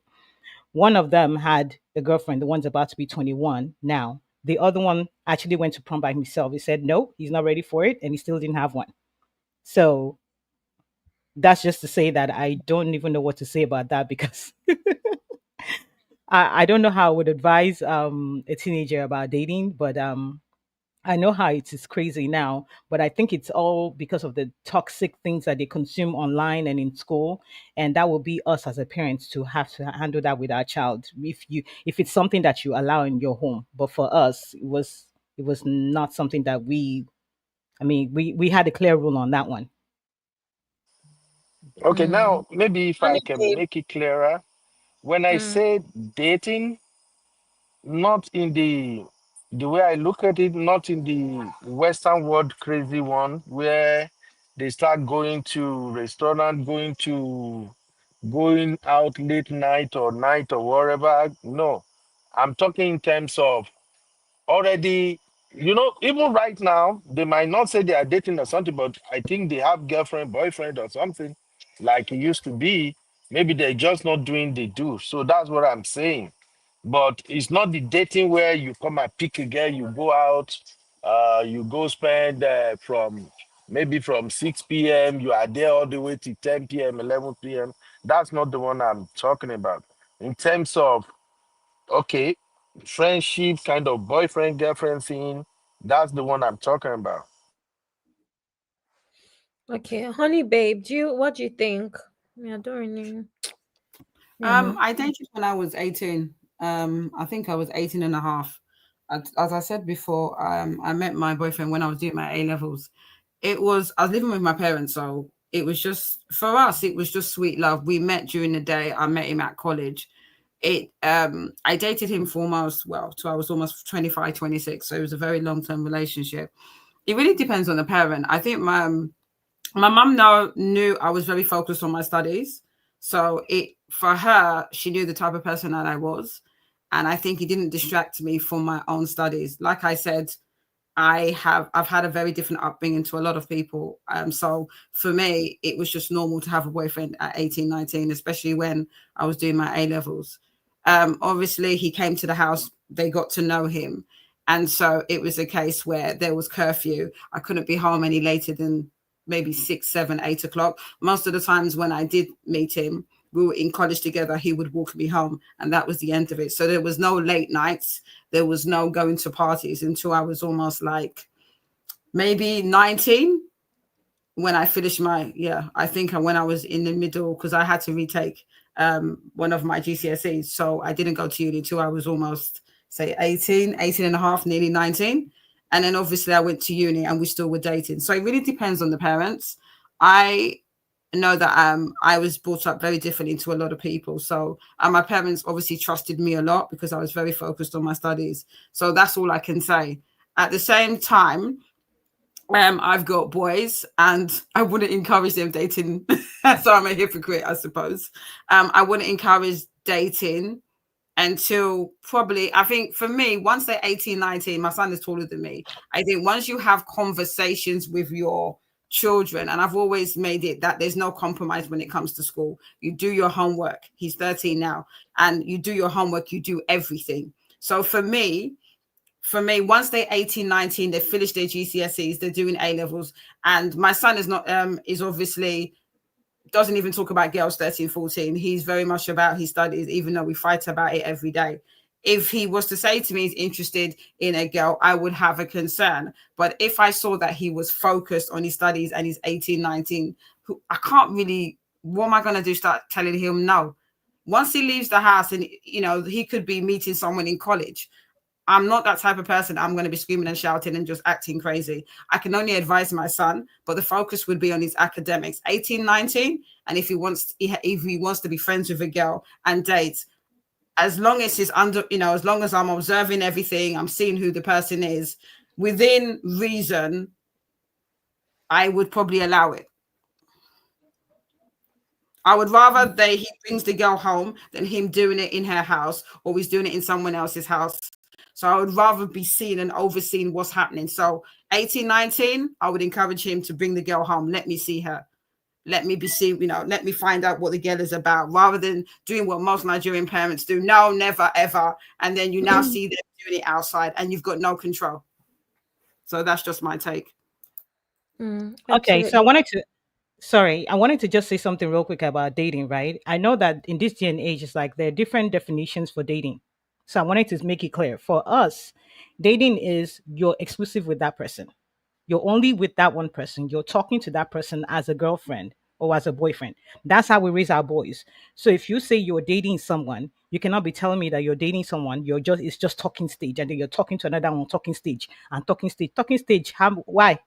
You cannot make your decision if you're ready. If you like the girl, you're young, you guys get to know each other, go for coffee, talk. When you're on campus, read together, go to the library together, do things together. And if you say that what you're seeing is not something you like, even though I expect that you would have actually watched this person, see how they do things before you even start talking to them. When you get to that talking stage, I personally don't believe in having plenty talking stages. Talk to one. You should be able to figure out by second talking time, the second time you're talking to this person, if this person is someone that can even fit in the vision that you have for yourself. If it's not going to work, let it go. Because how long are you going to hold a talking stage? 1 month, you're going on a talking stage with someone, you're going out dating the person, you're going for dinner. Then another one, next month, you're going with another guy. Then next month, you're going with another one. Come on. That's 3 guys, 3 months, talking stage. When Sister you're not Yinka, hungry. Sister Inko, I'm just going. In my experience, I did everything that you said. He used to wait for me after my lectures. We dated up until I was 25. So he used, when I was in university, he would come and visit me. Because I went to Goldsmiths, which is in New Cross. So we did waiting for each other after lectures. We did most of the time going to lunch together in the canteen. We did all of that, and it was at that time between 18, 19, 20, it was very much getting to know each other. Even if I wasn't dating him, we were in the same groups. We was in the same groups. So that was the reason how we gravitated from being friends. He collected my number until we started dating. So it was a natural transition. And in that one, it was a case where my parents were very open compared to a lot of Nigerian parents. But I was very focused on my studies because I knew that I wanted to go to uni and I knew what I wanted. And obviously, he was focused as well. He ended up being an accountant. And we're not together now, obviously, but he ended up being an accountant, doing his ACCA and everything. But what I'm saying is that he used to come to my house, and I think what was kind of put my parents at rest was that they knew who I was dating. He came to the house a lot. My dad was always talking to him, finding out what is it that you like about my just always talking, finding out. And the thing is, I'm a very stubborn person, and if my parents had shut me down, I would have still ended up dating him. But and it wouldn't have seen, I would have done it behind their back. I'm being quite open. So it's better for them to have been open. I probably didn't like it, but I like that they were open to me just to make sure I was safe and for them to know who I was dating. I think it's being smart in parenting. It doesn't always go the way you want. Some children like me are very rebellious and will still do what you don't want. So it's better that you just allow it so that you can see what's happening. Yeah. I mean, I encourage that if they're of the age where you feel like they're allowed to date, because at the end of the day, you're still the parent and you still have to call the shots. You just figure out how it works, how it works for your child, depending on who the child is. But I definitely do encourage allowing your teenagers or your younger ones that are of dating age to be able to bring whoever they're dating home. Actually, put an interest in knowing who that person is. It helps a lot. Um, Okay, can I, I don't know Uncle? if We have oh, sorry. Uncle Dayo here. Oh, great. So I would like for Uncle Dayo to talk before we go back again around, please. Thank you, Uncle Dayo. Welcome, sir. Pappy, Thank you, Abby. I really Welcome, appreciate. Uncle Dayo.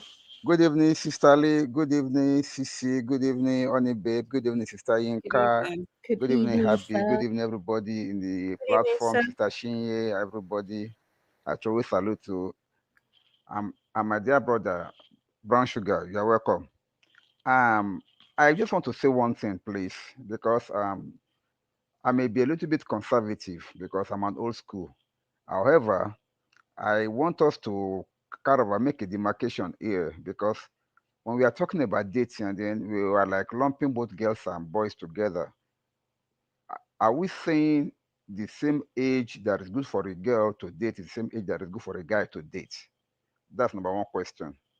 Number two, if you say age 18 and 19 is okay for dating, a boy of 19, except he's having a side hustle, he's still collecting pocket money from the father.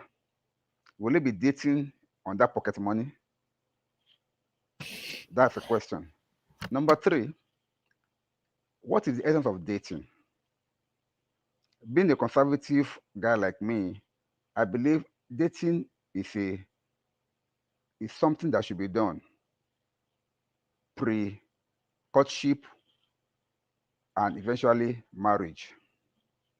But if you just see dating as a social event that because they are now of age as in of, of age, I mean as in bracket 18, 19, they can date, they can and then I can bet you at that age of 18, 19, Came to either boy London and he of them, I don't think decided any one of and them he will be decided ready for marriage yet. If you're not ready for marriage yet, why are you dating? That's my third question. Because all these things we have to put them in a perspective. Now, why I said I'm kind of a conservative person is that during our own time, you're only allowed to date when you're ready for marriage. Dating is not something that you just do as a social swing.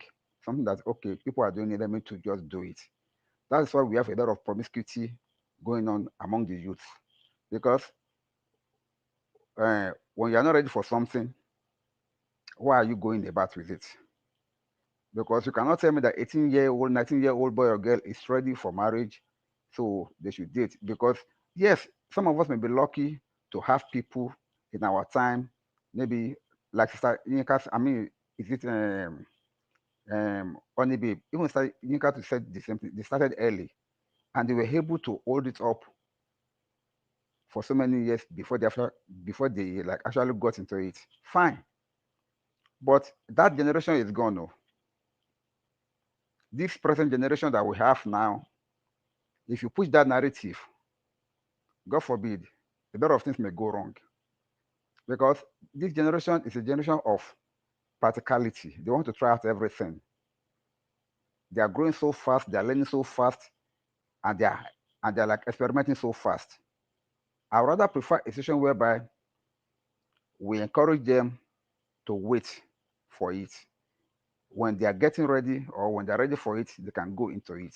Because going into it early without having a focus as per okay, I'm not going to marry in the next 5 years, but I want to start dating now, create room for a lot of issues along the way. Because what will you be doing with the guy for the next 3, 4, 5 years? You'll be going out, taking you out, bring you back home. Of course, you'll be engaging in so many things that may eventually lead to see finish. Our Nigerian people will know what is called see finish because by the time both of you have been here and there, been that, done that, at the end of the day, both of you move on to the next person. So these three questions that I asked, please, I would like the sisters to please clarify it for me. Should the boys and the girls be allowed to be dating at the same time, saying that when the boy will be ready, when the girl will be ready, the boy may not be ready? That's number one. Number two, why? And then I ask, will he be dating with his pocket money because he's not working yet? Then why dating when you're not ready for marriage? So because to me, I don't know, it looks somehow odd. Thank you. Please, can I give my Gen Z perspective? I feel like my issue. God, I beg. Okay, let me compose myself. I feel like I agree that there's no real reason dating anybody in secondary school. There's no real reason dating anybody in secondary school because what is the aim? Most of the time as well. Anyway, in my experience in secondary school, everybody's going somewhere else. There's most likely no future in most situations. After secondary school, you are going to University of Lagos, another person is going to University of Ibadan, another person is going to Canada, another person is going to London, another person is going to America. Do you understand? Like what is going to happen, right? So I personally don't agree. There's no real future, there's no real reason to date in secondary school. However, it also depends on the trajectory of the child. And I'm thinking about myself where I was at uni at 17. That meant that everybody around me was at least 18, 19, and people were dating. Same thing in secondary school. I was significantly younger than most people. I was 3 years behind my mates at school because I was in secondary school from like 8 years old. So I remember that socially I was not on their level because again, I'm a military child, man's child. It also means a certain level of sheltering and instructions and that sort of thing. So there's so many things that add to how fast in quotes a child grows. Now in secondary school, did I have boys that liked me? Absolutely. Did I even have boys that liked me for the wrong reasons, like homework? Yes, I did. I remember one boy that liked me even up until A levels here in the UK. I had boys that liked me because they thought that they had a better chance of getting their coursework and homework done because I was a smart kid. So people are going to like you for the wrong reasons, but I never forget that in secondary school, mind you, I finished secondary school before 14. People were already talking about nonsense. Like the very first time I heard about even things like abortion with hunger, all those kind of nonsense that they talk about in Nigerian secondary schools, especially boarding school, those things were happening already. People were talking about it, all sorts of stories. So my point is that kids were going to talk. Now I can imagine that is even worse because we have even way more access, unlimited access to the internet. But back in the day, people were already talking about PORN. Boys were already talking about so many things. Children were already being caught at the back of class by teachers. And I went to military school for my first 3 years. So the soldiers were not finding it funny with a lot of people. The punishment they would get at that time. So I said it to say that I think that when parents talk, they need to remember that they were once kids. And what were you doing when you were a kid, especially the men? Because everything Uncle Dayo is saying is amazing from a dad's perspective. But Uncle Dayo, what were you doing as a boy at that age? Uncle Ben, were you not talking to girls at that age? Do you understand? So these are the issues. So I think that, in my opinion, it is better to teach people, or girls specifically, for instance, what they deserve. It's important to teach boys how to make sure that they're having safe sex and things like this, and just hope that all of your morals and values that you instill in them, they actually stick to it, right? Because that's one of the issues I have a lot of parents is that all of a sudden you have amnesia. You were no better off as a child. You probably even did worse than your own children, right? So you just need to make sure that you're guiding them and they're doing the wrong, in quotes, by your standards in the best way possible. Now, everybody starts to date at uni. My first boyfriend was at 18 at university, but it's that sort of environment. And now that I'm older, would I have dated that guy? Probably not. But do you know what I also realize about all of these things is that all these things are important for character development. Oh, you need those experiences.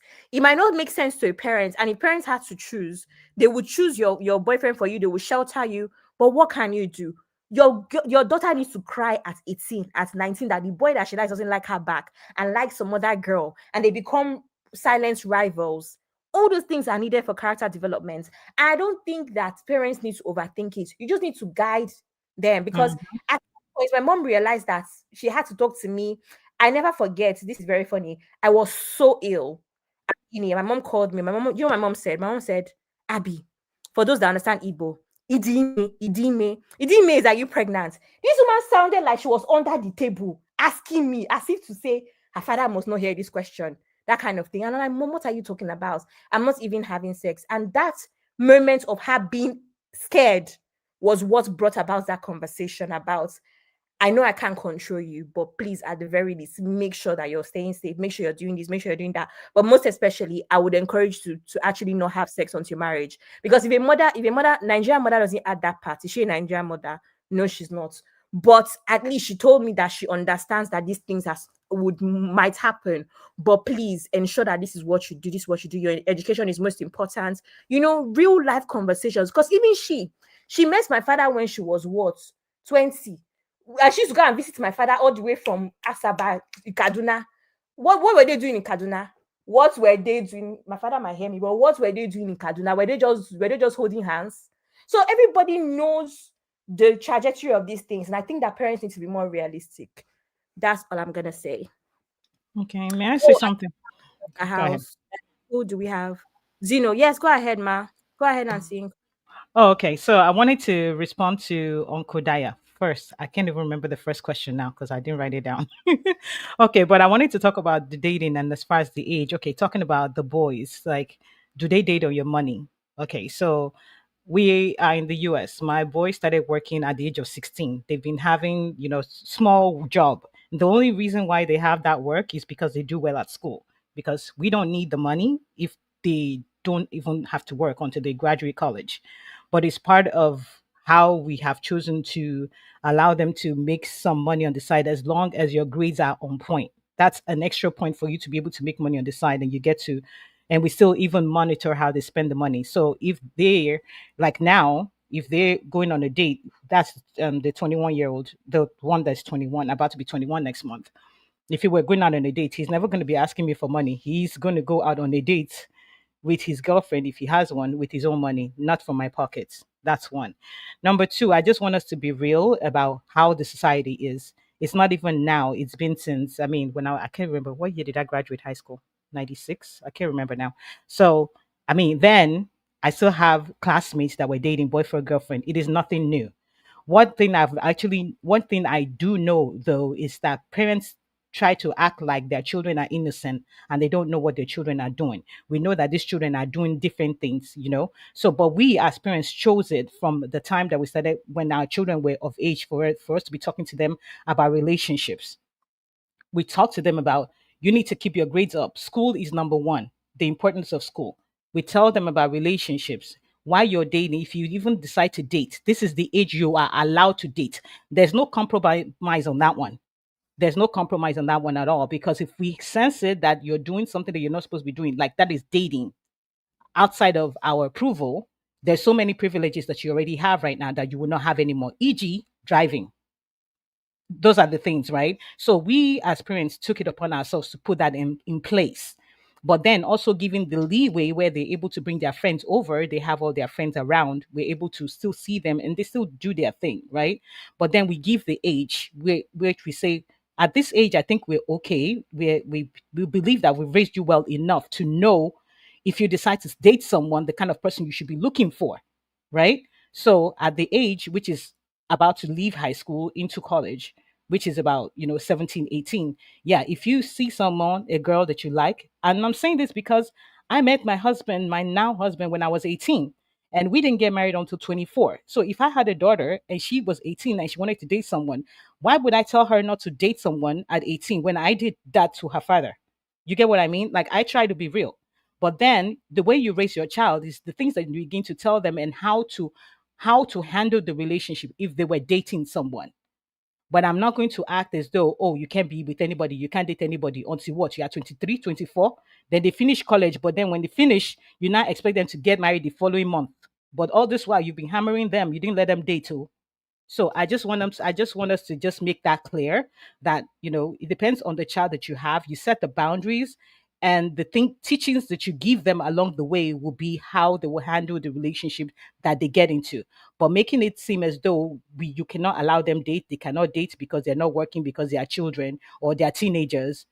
Please, if you don't allow them, they'll still do behind your back. So do it in a way that you still have control of the situation and you're teaching them. Dating does not include having sex, right? And then even if it does that, you teach them the things that they need to do to protect themselves. We're not going to be acting like we don't know what is going on in this day and age. It's just not now. It's been happening forever.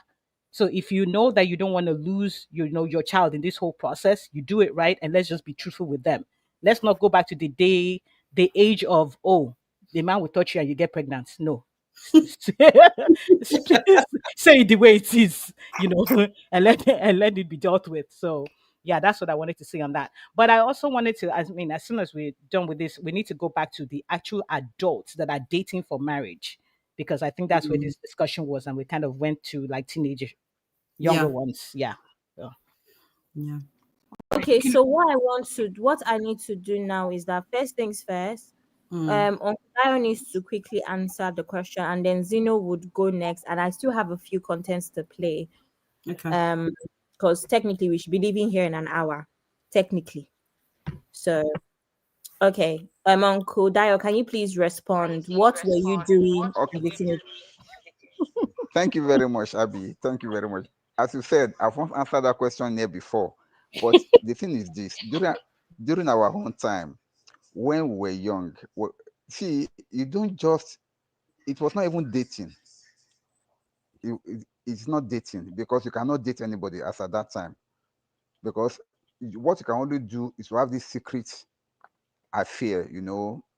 Once you have written your love letter, or once other ways you want to really approach the girl, and the girl has given you a consent, then you have to be spying out on each other. Maybe you see if you happen to be going to the same school, or maybe your school is not far from one another, you can be seeing each other after school, or walking each other home.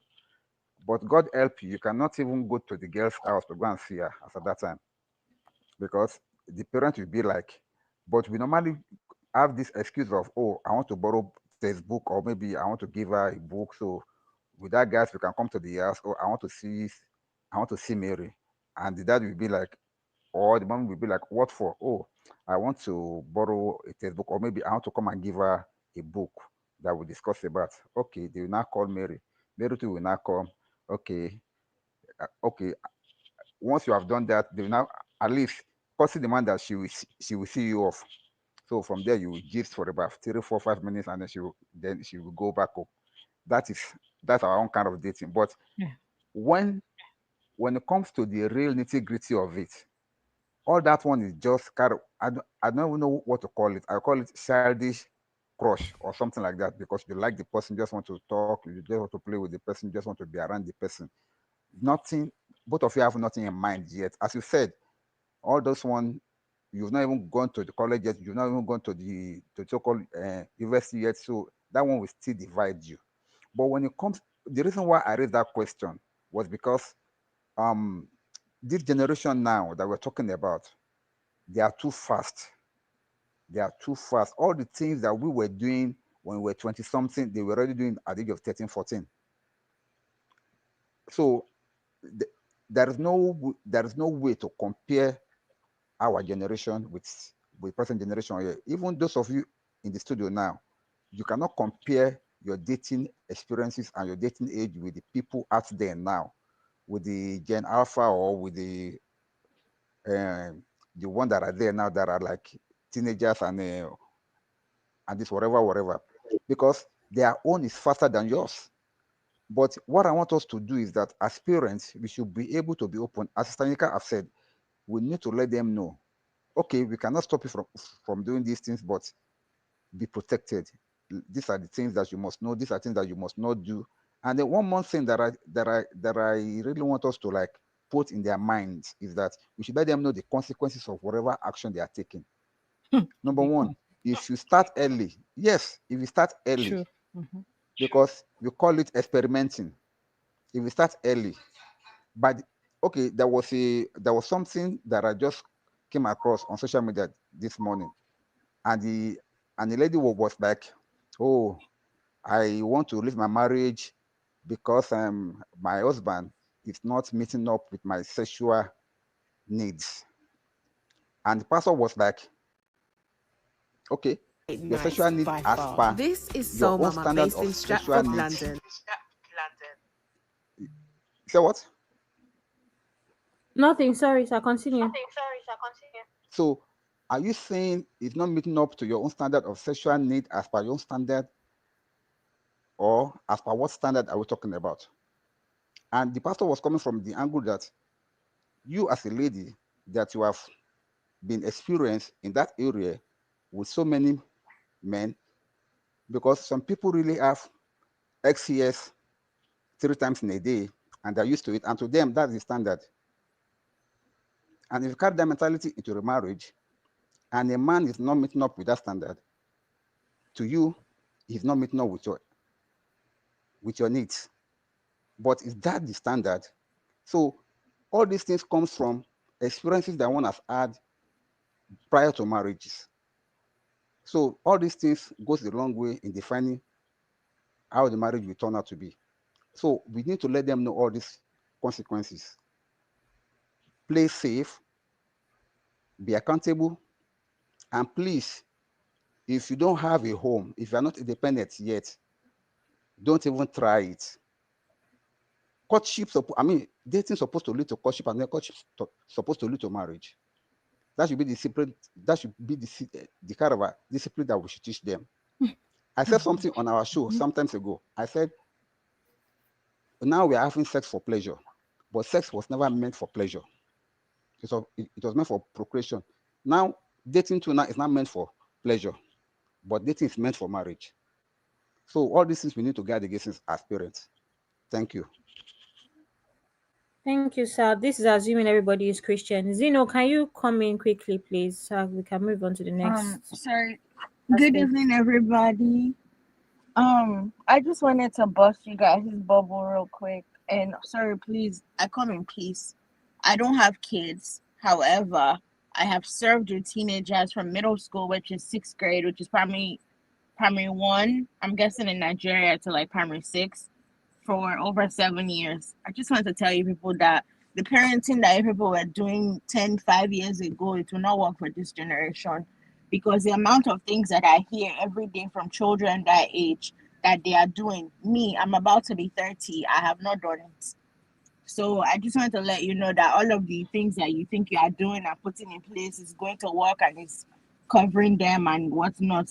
Just be praying that they are hearing you and God is helping you, because this generation is totally different. Uncle Dayo, all of your theories are like really nice in a perfect world, but we don't live in that world anymore. So if you are a parent and you're thinking all of those things are working and that's how you want to raise your children, I'm sorry to bust your bubble. Those children are being influenced in school and in churches more than you think.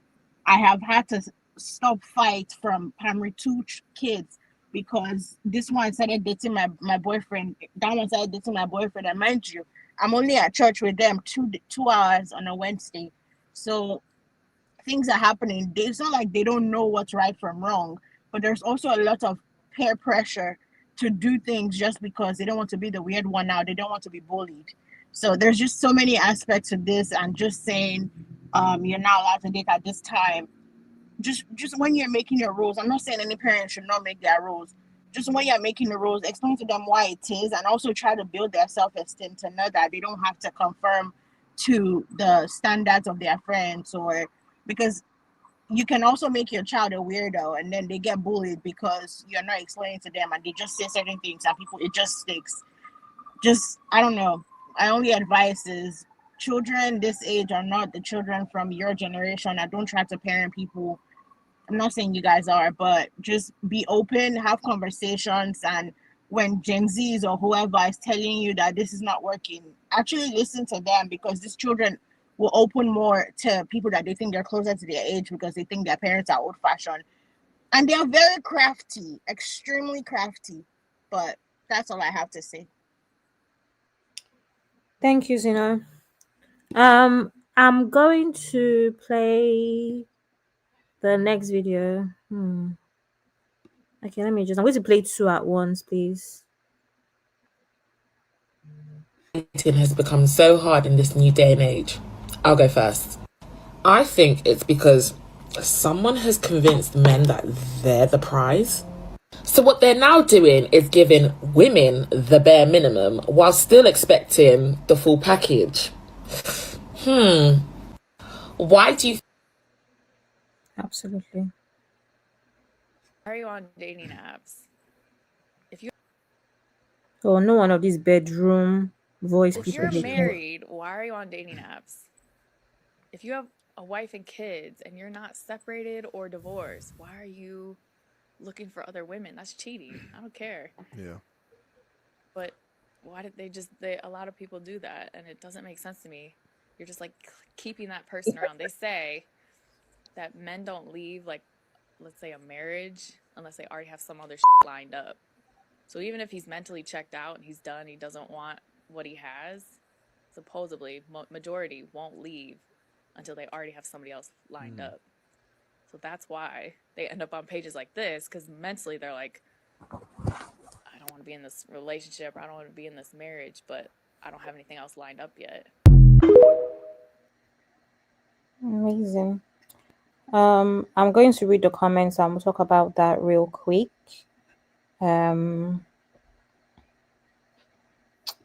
Okay, so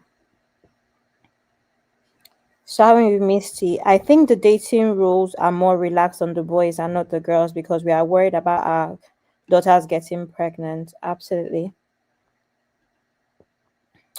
Misty also says, Yinku, sis, you have made some very valid points, especially if they get into it. Use protection. I speak on that all the time. You have to give them options because their friends are giving them options. Chucky says parents back then were not too scared compared to now. Gypsy Thought says respectfully, Pappy, your generation was doing things. Abi una no play daddy and mommy. Chucky, leave me alone. For every time Chucky calls my name, £100. Socially awkward. Yes, a lot of children are socially awkward rather than weirdos. And then Sis Gypsy says, Abby, no generation was a saint. There wasn't any record. Miss Type, I have gone home crying because I'm like, what am I supposed to say? Huh? I don't really understand what Zeno is saying there. Sistonia says, it's good for we parents to realize that time and season has changed. Have an open mind so they can be honest to you. Judgmental parents in their head only. Absolutely. CC is shouting, epidemic, epidemic, epidemic, epidemic. CC, what is an epidemic? But anyway, should I replay the videos that let me just play this one again. dating has become so hard in this new day and age? I'll go first. I think it's because someone has convinced men that they're the prize.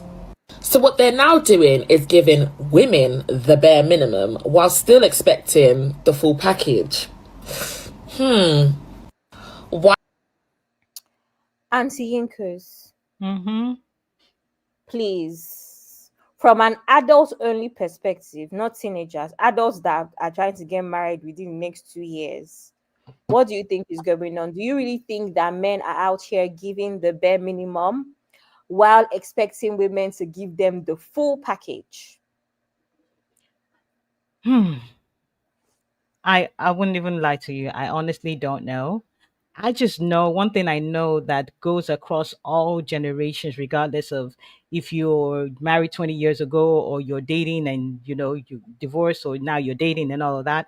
If a man is into you and he wants you, he will chase you and not with the bare minimum. But if a man does not know what he wants, then he's not going to give his best because really he doesn't count you as a prize, right? So if a man is out there chasing the girl, chasing the woman, sorry, not girl. Now let's take it away from all those younger. If a man is chasing a woman and you want something substantial from that relationship, you will not give the bare minimum. So if there's anybody that's giving the bare minimum and you want a woman to be there with you and be in a relationship with you, and you're giving the bare minimum and you're not even married yet, no, there's no way. I mean, I don't know how that's going to work, but I don't really want to talk too much on the dating because I don't have that knowledge of what's really going on that deep right now. But one thing I know that goes across the board is if a man is into you, no matter if he's 70, 50, 20, If they want you, they will run for you. Like they will do anything to get you. They pretty much chase you. Even if they know you're with someone, they will still come for you. Even if you're pregnant and carrying someone else's child, they will still come for you. And that's not going to be someone giving you a bare minimum. So I would say if the man is giving you bare minimum, then he's really not into you. Period. Period. Honey babe. I second that. I mean, I think it's logical that if a man is interested in you, he will, like I said, make the effort. It's not 5%, it's not 10%. He'll be fully committed in chasing you if he's really interested in you. It's the ones that are not interested. Those are the ones that you can pretty much tell with their actions that they are not interested. They're not fully, you have this film called He's Not Into You. I think it was quite 10 years ago, and it was about a woman that didn't understand and read the room in the fact that this guy was never fully into her. And I think us as women, we need to really read the room. And if a man like Sister Yinka is chasing after you, moving heaven and earth to be with you and making a real effort, then yes, he's into you. Anyone that's giving you the bare minimum, just forget it and just move on. Okay. Uncle Dayo. Yes. Did you hear the question? Now, Do you want me to replay? Yeah. no, I got the question. The thing is this: if a man is into you, as Sisanka has said, if a man is into you, he will go all out for you.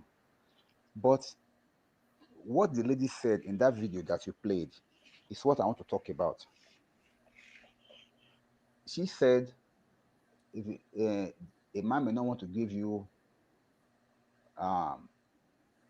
his maximum, and he wants you to give him your maximum, so to say.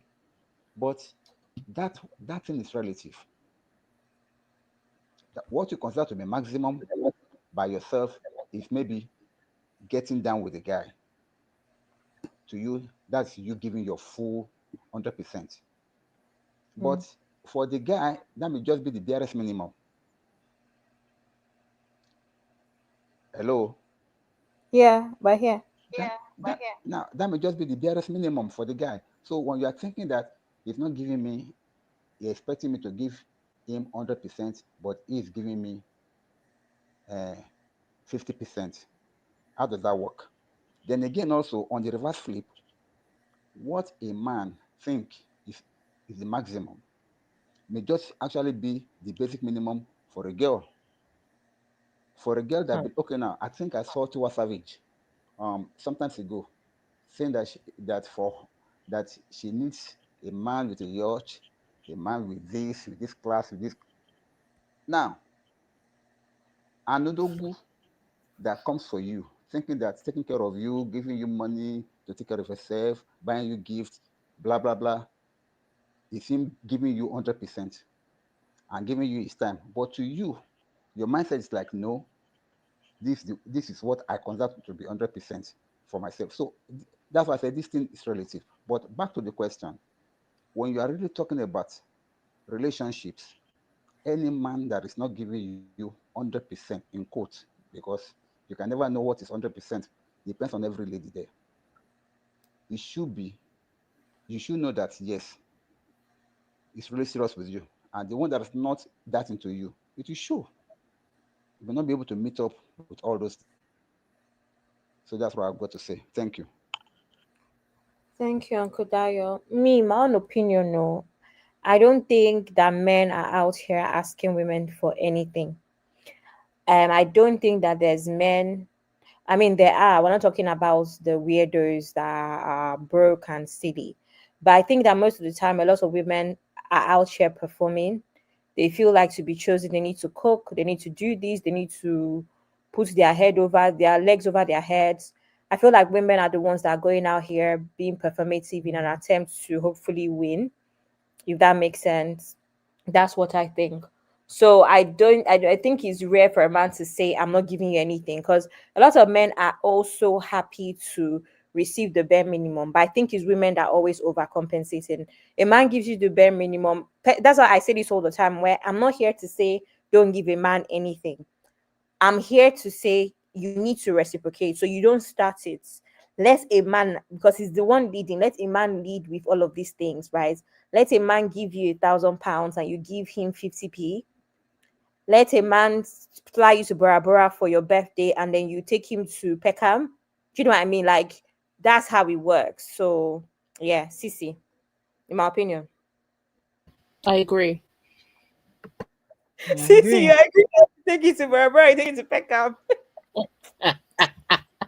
Never. I've said it before, broke people don't. I don't want to be catching. I don't want to get in trouble because some people are saying, "See." I've said it before, broke people. Yeah, I think relationships, please. Yeah, I wanted to say something real.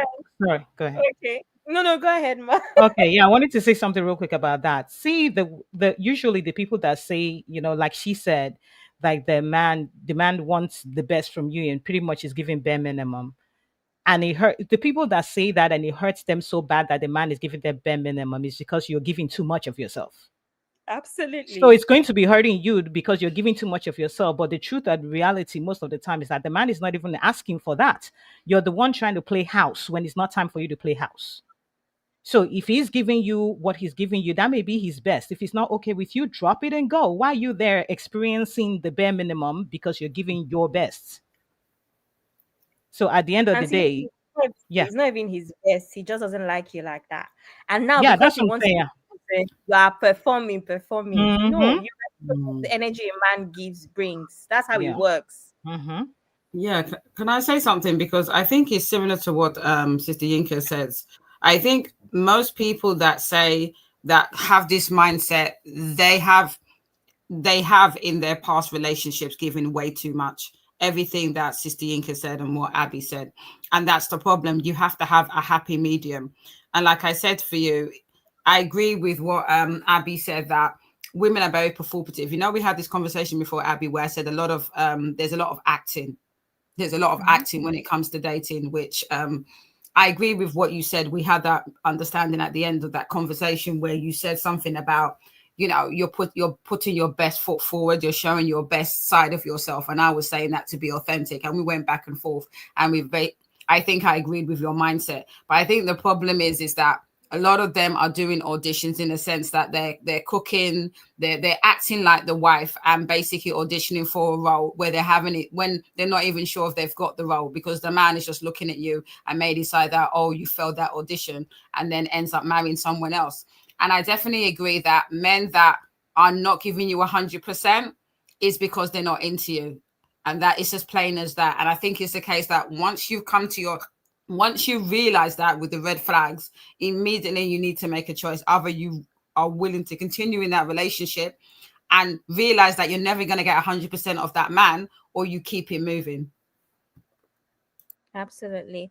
Uncle Ben is going to scatter the table. Oh my God. Abby, can you play that video, the last video, the video that I sent you? Then we can round up, because I need to address what Chucky's saying in the comments, and it relates to that video. Yeah, I can just start Chucky's though.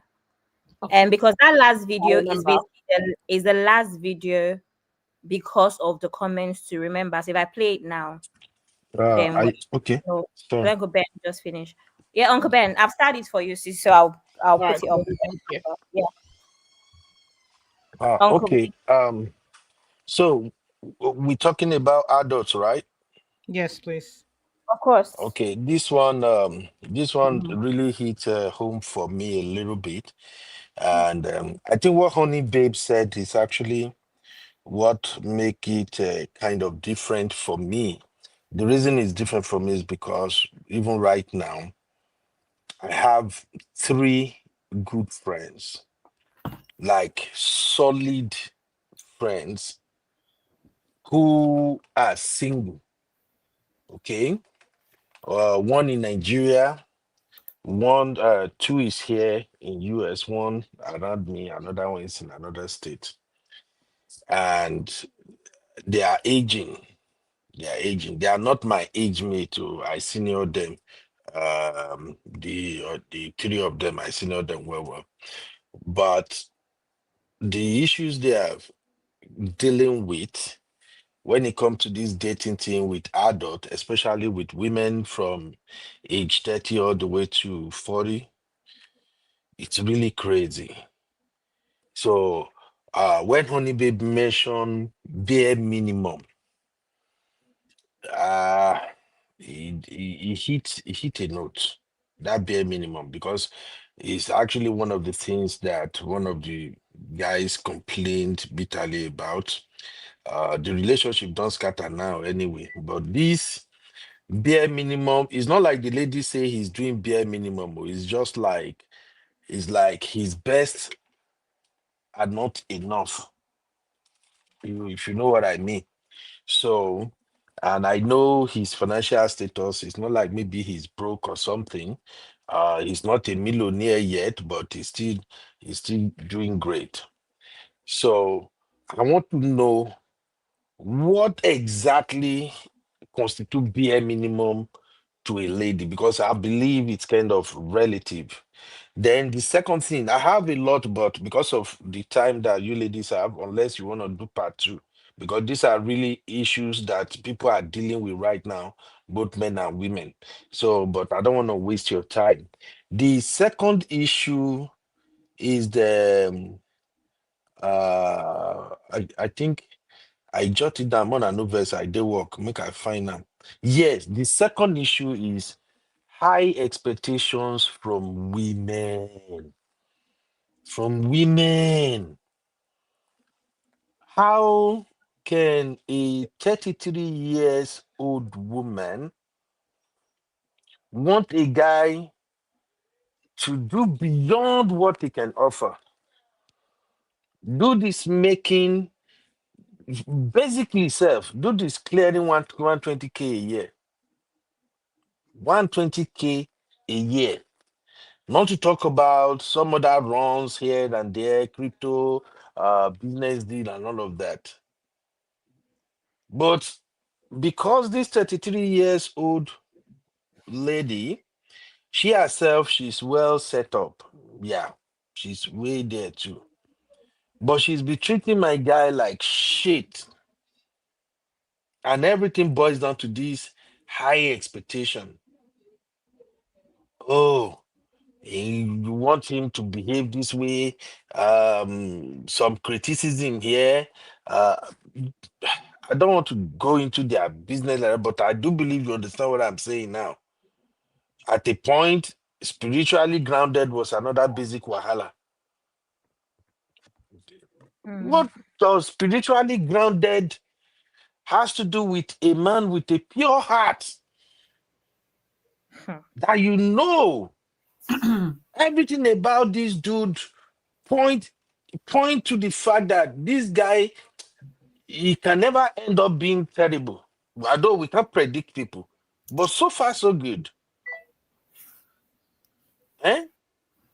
Then you move to waiting text me safe. Social, you are socially awkward.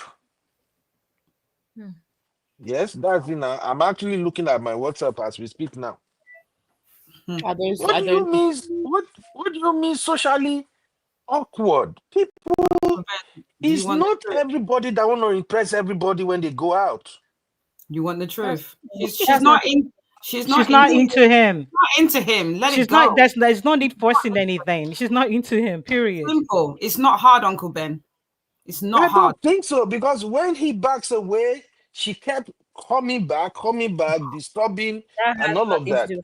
If he's not into him, why don't she just go? But anytime guy pulled back, here you are again. The drama is just too much. So because she I hasn't need got to another know option. what exactly That's what is I wrong say. with women. Yeah, it's simple. Okay, And that's why my Uncle Ben take. doesn't get it. Sorry, I feel like we need to go to the next video, because technically these questions that Uncle Ben has asked fall under the next video and the next couple conversations, which is also part of the end of the show in a sense. Sure. So I'm going to play the last video, and then it's going to compromise finance and the expectations, right, from a date, etc. Okay. Mm-hmm. Go to the bus stop. You hear that sound there? You hear? Well, you know what the sound was when you say I dropped her to the bus stop? That was all the moisture from every vagina in this room wicking away. No, honestly, the vibe was just cold after. It was super cold. Yeah, of course it was. Really? I mean, I want to hear from her. Shayla?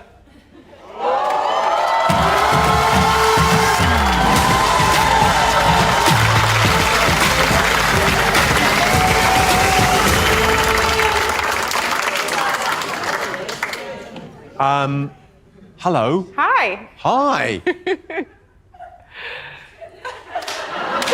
I don't know if you remember Levi. Unfortunately, yeah. Took you to Nando's, split the bill, dropped you at the bus stop. Yeah, so it's not a rom-com, is it? He dropped me to the bus stop and literally I felt like I could hear the skid marks of the car going skoo as soon as he dropped me. Why didn't you drop her home? A gentleman would drop her home. You didn't want me to drop you home. No, I did. Because after the stint of you making me pay you back, transfer you the money to your account, I thought the least you could do was... transfer the money? Yes. Oh, man. He wouldn't leave until I transferred it. But you only went out with him because he pestered you, right? Yeah, because I thought I might as well go. He might be okay. And he was a bit charming, so I thought, you know, why not? And then when he started getting out the notepad and his phone calculator... He got out his phone calculator? Yeah, and he had a pen and paper notepad, and he literally slipped it over to me and goes, that's your half, by the way, can you transfer it to me? Okay, so these questions that Uncle Ben, I'm going to read a few comments that I starred. And then Cece, if you can just lead the conversation, I will go on to the rest of the sisters and Uncle Daya and Uncle Ben again, right? So Cece, first of all, says broke people shouldn't be dating. And then Misty says broke people have suffered. And then Cece replies my comment. Man, I know this, I beg. Uncle Ben, what is it now? And then Cece replies, Abby, I have always said this. Broke people have no business dating. Focus on finding work, please. Being in a relationship requires money, even as a teen or young person. Chucky then says, ladies calling dudes broke sound like they were broke from their upbringing. Sick of it. Abby, have you considered that if a man is giving you Bora Bora and you are giving him Peckham, he will drop you for a lady that can give him Vegas? Never. Doesn't happen like that. And then Abby says, please, since where did gifts become tantamount to love? Uncle Dio, this literally never happens because that's why all the women that cook and do everything, they don't still marry them. Good girl, no, they pay. Oh. Good girl, no, they pay. Pay.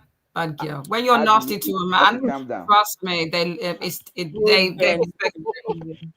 Abby, calm down. There's no Abby, calm down. We are performance you talking about perform. minimum. You need to be yourself, Uncle. See, there's women that spend their money on men, they still don't marry them.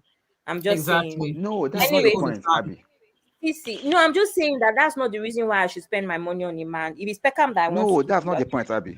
Nobody's asking you to spend your money. What I'm saying, see, Abby, a good man does not expect when a man is chasing you, he does not expect you to spend a dime. Yep. Exactly. I'm telling you, a good man never expects you to spend a dime when he's chasing you. He wants to impress you. He wants to make you feel confident. He wants you to feel okay that he can take care of you. Yep. That's why when a man is after you, he will chase you with everything he's got. I'm not talking. See, when we're talking real matters here, forget about all those charlatans that we have out there that are just coming after you because they want to get in between your legs. I'm talking about a real man. If a real man comes for you, you will not allow you to spend your dime. Have you seen a video trending of late? I think it's in a movie that the lady choose to pay, and the guy said lie. Until the lady said that, oh, if you don't allow me to pay, I will not give you a second date. See, a real man will come for you with everything. Want you to know that he's capable. So when you're talking about if a man is giving me better Bora Bora, I will give him ordinary pekam. To me, it's like you are doing a transactional love. And that's not real love. The real love, the man will not allow you to spend shishi. Even better. So that I will give him McDonald's then. Amazing. Uncle I like exactly what you just said. I don't have to give him anything. My point though is that generally, even outside of dating, even marriage, right? My own formula has always been for me to assist where necessary, but not regularly, only where necessary. So my point generally is that whatever a man gives you is what would lead you to now reciprocate. It is not even about what it is. I might as well take him to Maldives for his birthday. But I always say this, that when I say things, first of all, I'm just here catching cruise. But generally, your brain should tell you when somebody deserves something. That's all I'm saying. Your brain should tell you when somebody deserves something. And that was a follow-up comment on the idea of gifting, right? There are women that are out here performing because they want to be chosen, right? And it happens all the time. And that's why I said I don't know any man that's giving the barest minimum that is saying, you need to do this and that. Men, most of the time, are okay with you just opening your legs if that's what they need at the moment. It's the women that feel like they need to open their legs, buy him presents, clean his house, cook for him, because they know that they have competition and they want to come up on top. But they forget that a lot of men, you just really need to be yourself. A lot of men have seen what they want to see in just basic communication, in just the things that you say, how you carry yourself. They've already seen it. But women think they need to perform. And that's why a lot of times women that are performing these days don't end up being picked anyway, which is why Bobrisky said, bad good girl, no, they pay, because you don't have to perform for a man to actually love you. But a lot of women are performing. Men is like anything else. It's like how they'll say even with older people as well. You can already see a child that is from a good family without her even having to say anything, just from little mannerisms or how she addresses people. She doesn't have to come to your house and say, "Oh, Bami, I want to sweep for you." Do you understand? Because some girls too will come to your house and sweep for you because they want your approval, but they're not really good girls. But you will see, Uncle Ben says this all the time, you will see it in little things that they do and they say. Little things that they're not even thinking of, where you, because you're a wise person, you already caught them there. That is what I'm saying here about performance. You don't have to perform for a man to realize that you're the love of his life and you're the one that he wants to marry. But it's a lot of women that want to be picked so bad, they're going to perform. Cece, over to you, please. Okay, so I said to show the last clip of the guy. This is in response to Chucky, who was saying, "Oh, that the girls are only broke. That's why they're insulting broke guys." Whatever the comment was, no, that guy's behavior is bottom barrel. That guy's behavior is a perfect example of broke behavior. How can you take a girl on a date? One.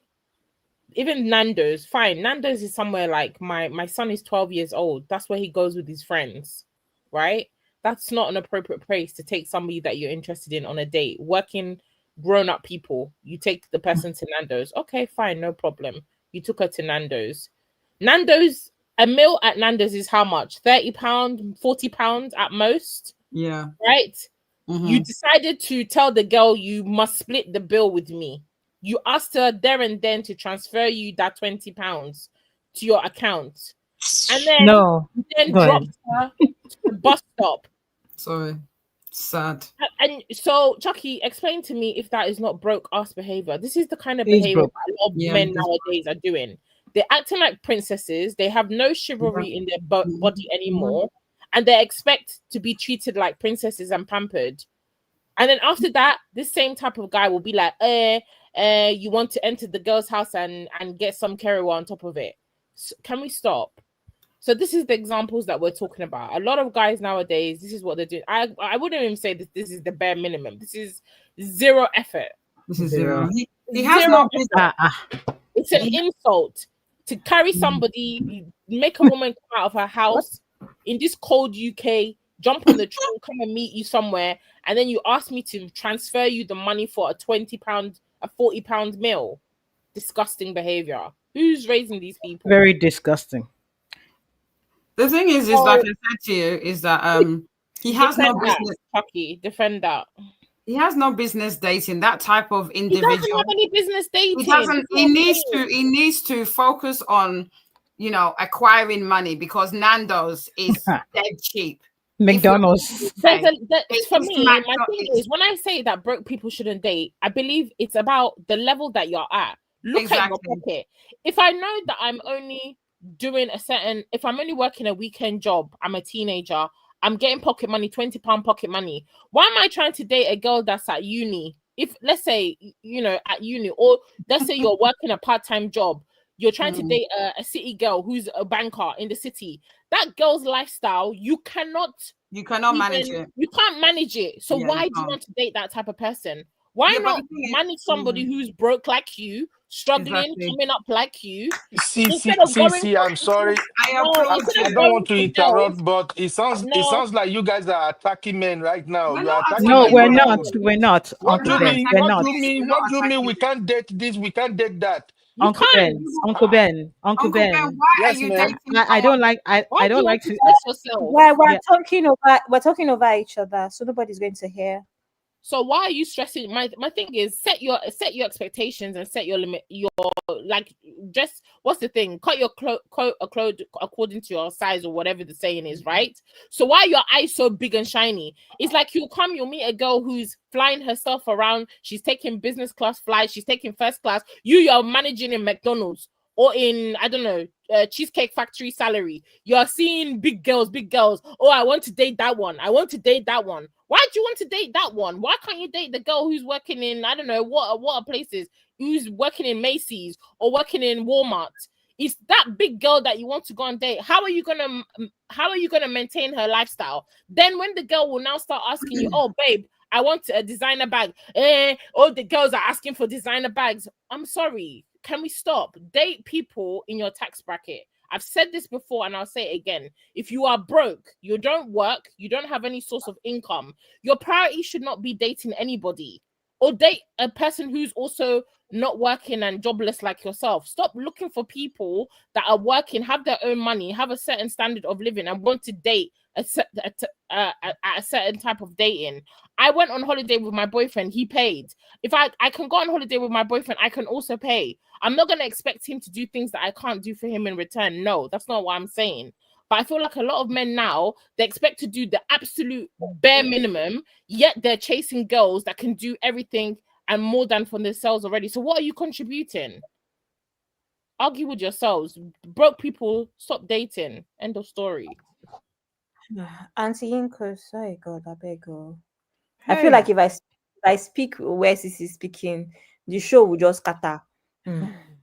Ahead, space. You go. I don't know. No, I can't do. I can't go after Sisi. Let's have some sanity first. Let's sanitize the streets first.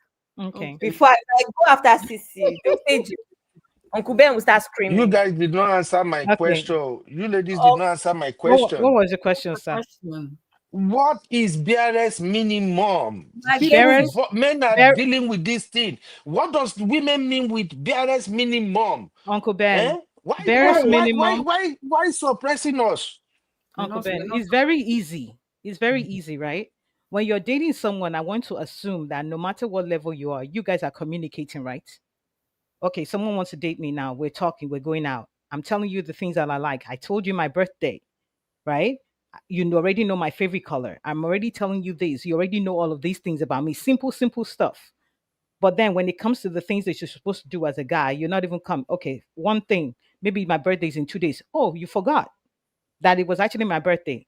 That's not even best minimum. Like that's not even that because that's a big deal, right? You don't have any consideration for this person. You have a phone. There's 24 hours in a day, and you're so busy in the day that you cannot even send me a text to say, "Hey, I'm just checking in on you. How's your day doing? How's your day going? How are you doing?" I know you're busy. I'm busy too. But then you expect me to pick up my phone to be calling you. Yeah, maybe I did the first time, I did the second time, but I'm like, you know what? Let me see what this guy's going to do. And you never call. If you're really into me, look, let's just say the way it is, Uncle Ben, you already know too. If a man is really into a woman, I don't care how busy he is. There's 24 hours in a day.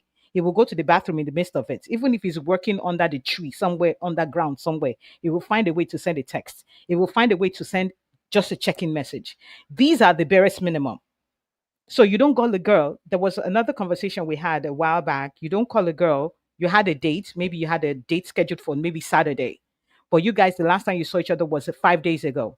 But because you have a date scheduled for Saturday, you didn't bother to check in with the girl. Oh, so yeah, you don't talk during the week until the time that you're supposed to go on the date, and then you expect her to be there.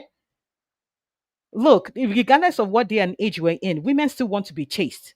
And if the men are not really willing to do the work to chase the woman, it doesn't matter. You will not get what you want. But if at the end of the day, the women are still the ones that call the shots. Because if the man is giving you the barest minimum, don't give him anything. As in, I'm not talking about sex. No, not even that. I'm talking about don't put yourself out there to him to know that you're willing to be in a relationship with them, because he's not willing to do what he needs to do as a guy. It's natural for men to be chasers. If he's not chasing you, he's not really into you. And once we get that as women, that the man is not really chasing and is giving low effort, there's no energy, that in itself is disrespectful. So there's no reason why we should be entertaining them in the first place. Yeah, I know some people want to be with someone wants to be with someone. And you can say, some people may say, oh, it's easy for you to say because you're in a relationship. But true. But at the same time, if you're not Auntie, okay. yes, sir. No, no, best finish, because I Yeah. just wanted to say. So you are saying when they are dragging this bare minimum, it's not about money, it's not about finances, No, it's not. it's about Mm-mm. every other thing else. Your barest minimum, my barest minimum, what I would consider important to me may not be important to my sister, who's my identical twin sister. So it is on a case by case person. It is on a personal level. The person that you're talking to, the conversations that you have while you're dating and you're talking, what do you talk about? If you know the person very well, if you guys are talking, simple, the barest minimum, how many do you call to check in a day? Or you wait till 3, 4 days or the day of the date before you call? Do you text during the day? Do you check up on each other? And then you take out the girl on a date and then you still expect her to pay the bill. I'm sorry, I don't know if there's some women that actually enjoy paying the bill, but I'm telling you, there's no way. I don't care what generation it is. If it were me in this, there's no way I'm going to go out with a guy and I'm going to be covering the bill. For what? You taking me out on a date? No, You are will taking send him me. the money, Auntie Inka, there and then. Send him the money Yeah, for your food. yeah. You would take me out on a date and then I would get there and then we sit down and then the bill comes and then you're expecting me to pay 50-50. And please, who is the man here? Then after you now come back and say your wife is not submitting to you, please, let's not even take it there. That's where it starts. When your girlfriend is already paying half of the bill. And then when she gets married, please, so what's the difference between the man and the woman then? Okay, so Mhm. hey, wow. Can Okay, I just okay. answer I about guess I have to get this guy. You did not put break on this thing, because I think I may have to cut this part and just send, because the conversation about this BRS minimum, it boils down to money. Oh. Your girl with a give person headache, so na Naija I will tell girl. you, Now she this they time. talk say now she's the one saying my guy is doing BRS minimum and a Naija girl. And when Naija girl say BRS minimum, is usually about money. But I think I get the context Sister Yika is describing it now, sure. Okay. That one clear. Mom. Okay, Uncle Then, Ben, can I but you guys have not addressed the other part. Sorry, Abby. How about the other part? The one I say I also spoke about. first of all, Oh, Uncle now Ben, don't forget me. We okay, said first it. of all, We let said it me already, Uncle Ben. We've said this already. She's not into him. He should keep it moving. Uncle Ben, How? let me tell you what is going on here. We Okay. already spoke about this earlier in the show where women are dating multiple men. Men are dating multiple women.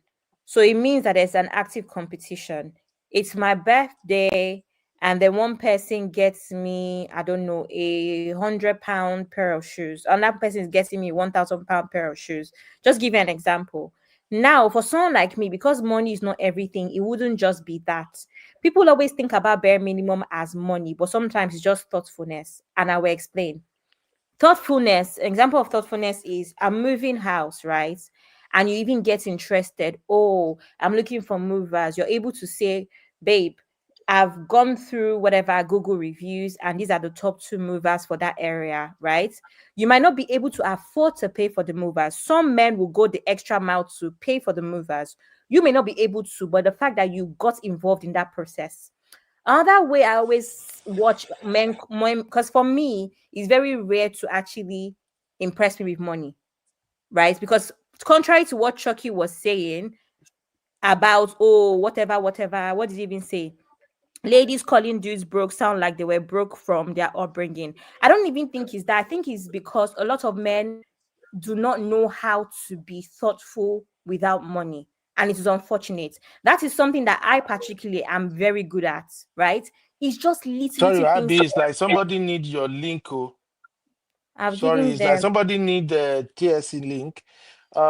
If you are clicking on it from the vertical format, it may not activate, but maybe you can move on to the other one. I don't know. Or you can copy it and I don't know anyway.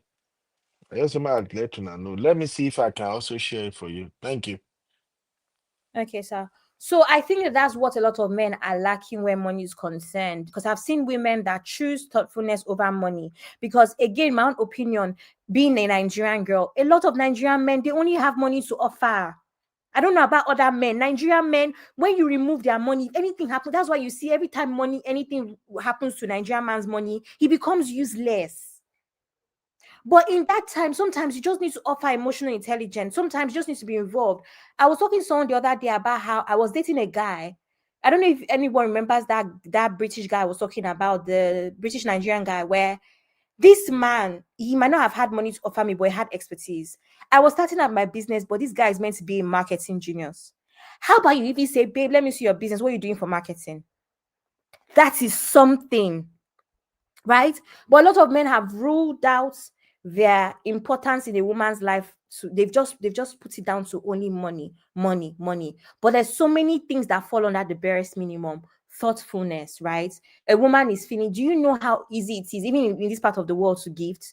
Your woman is not feeling well. What is there to make a hamper of I don't know, fluffy socks and lamb sip or whatever people drink this day? A nice ginger tea, 20 pounds, you've made a nice hamper for the girl and you've sent it to her. But your mind is going to Gucci. Must your mind go to Gucci? Do you understand? Meanwhile, another man will just throw 800 pounds at her. But the fact that you took time to create a nice hamper of nice things that she needs for the cold that she has is what makes you memorable. That's what men don't Okay, understand. Every day money. That is bare minimum. Bare minimum. can I give a brief backstory? Sure, Sorry. sir. Uncle Ben, please check So my message. okay, so the bare minimum situation is Sister Yinka and Honey Babe still here, please. We're I'm here. not looking at the screen anyway. We're here. We're here, sir.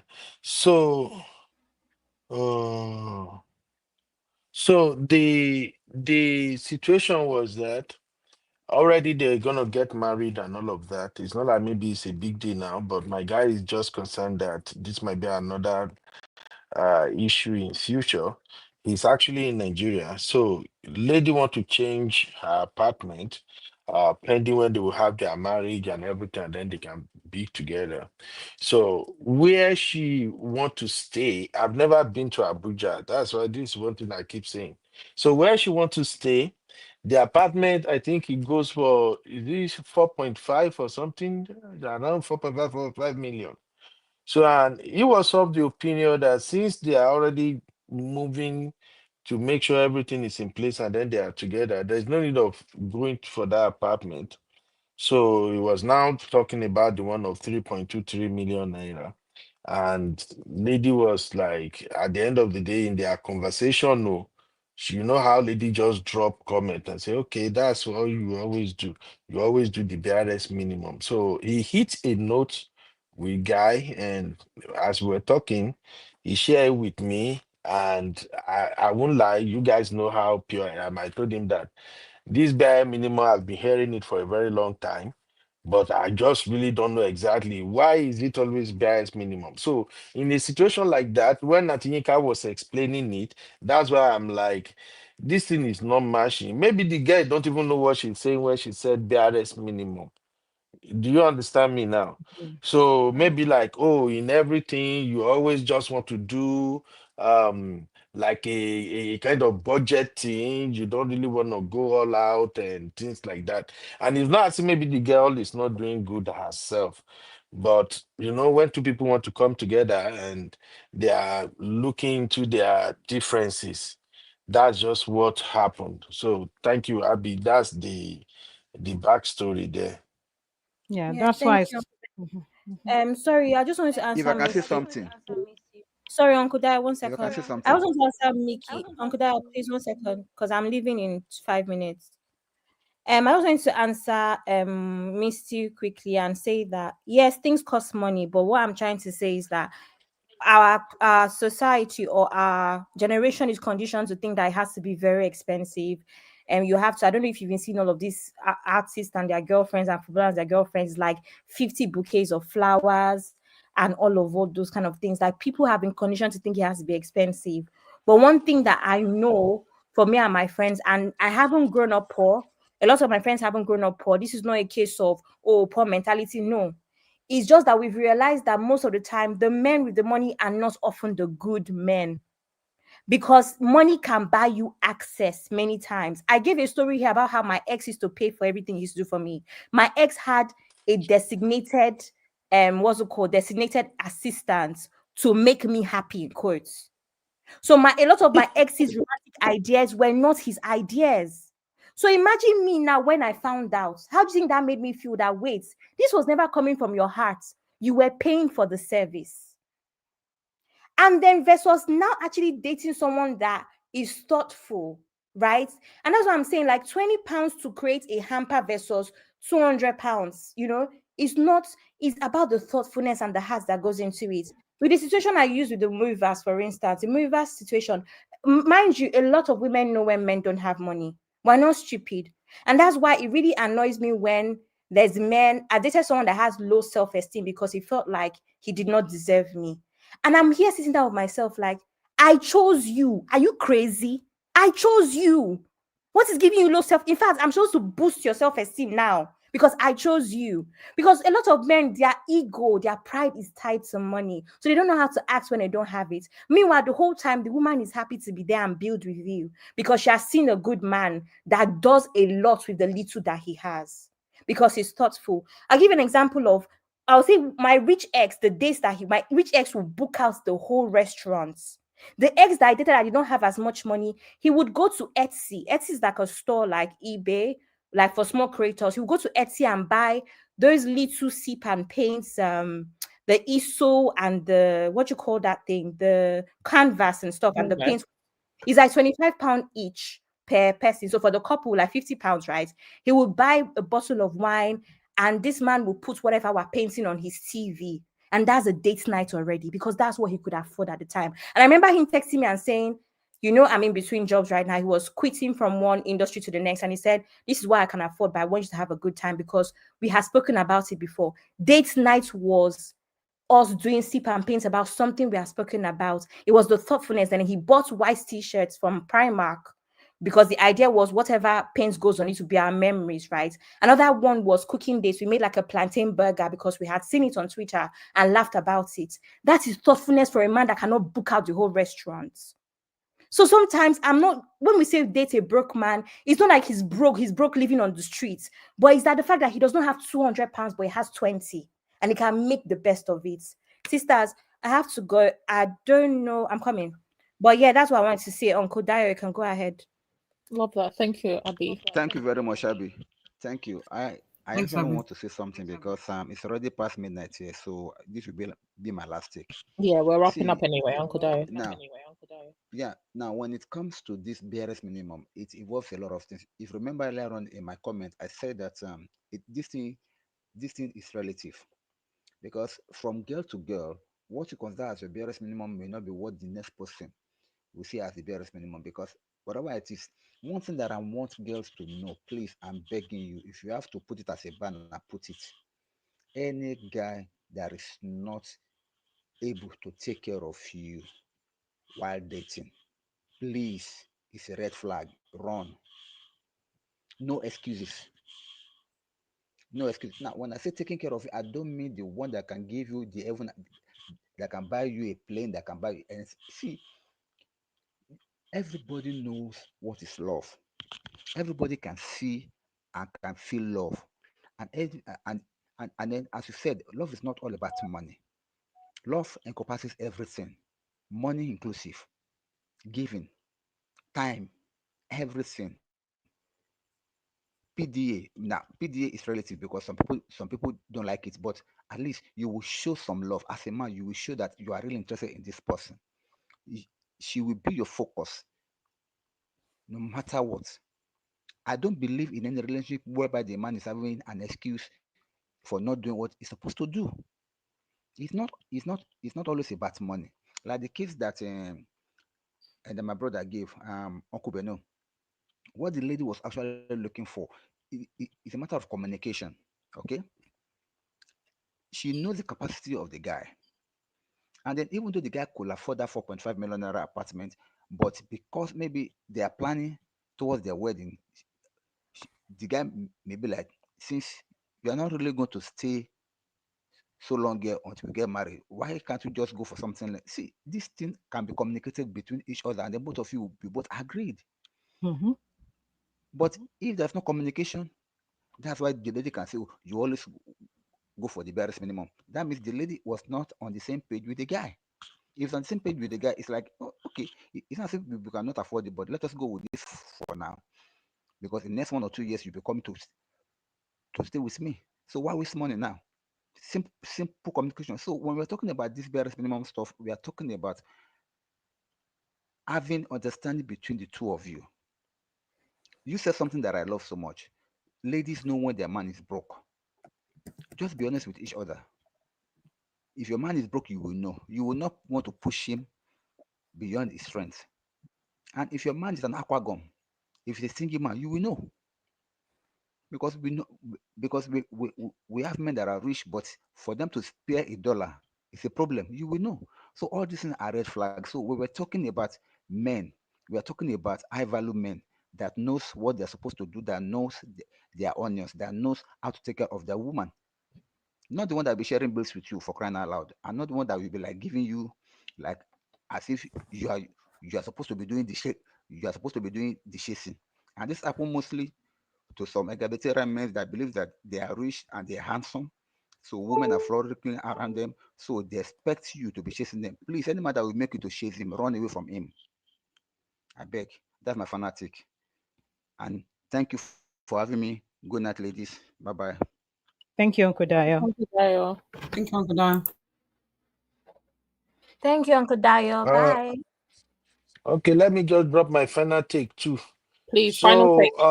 Need everybody do final please, I take. want to beg, yeah, I want to beg TSC. You have to do part 2 of this show. I don't know if it's Absolutely. gonna go like this. There are so many questions that I have personally.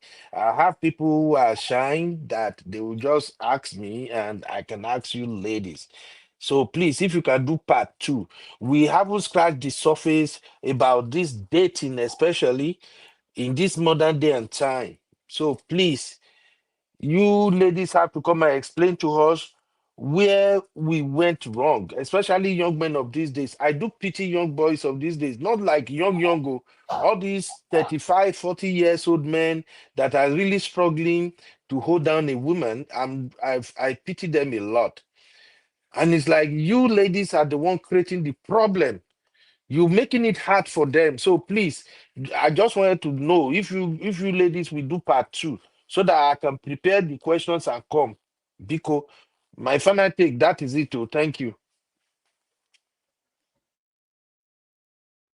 Yes, Uncle Ben, we will do part 2 in due time because actually there's a lot that I realize that also needs to be covered. So yes,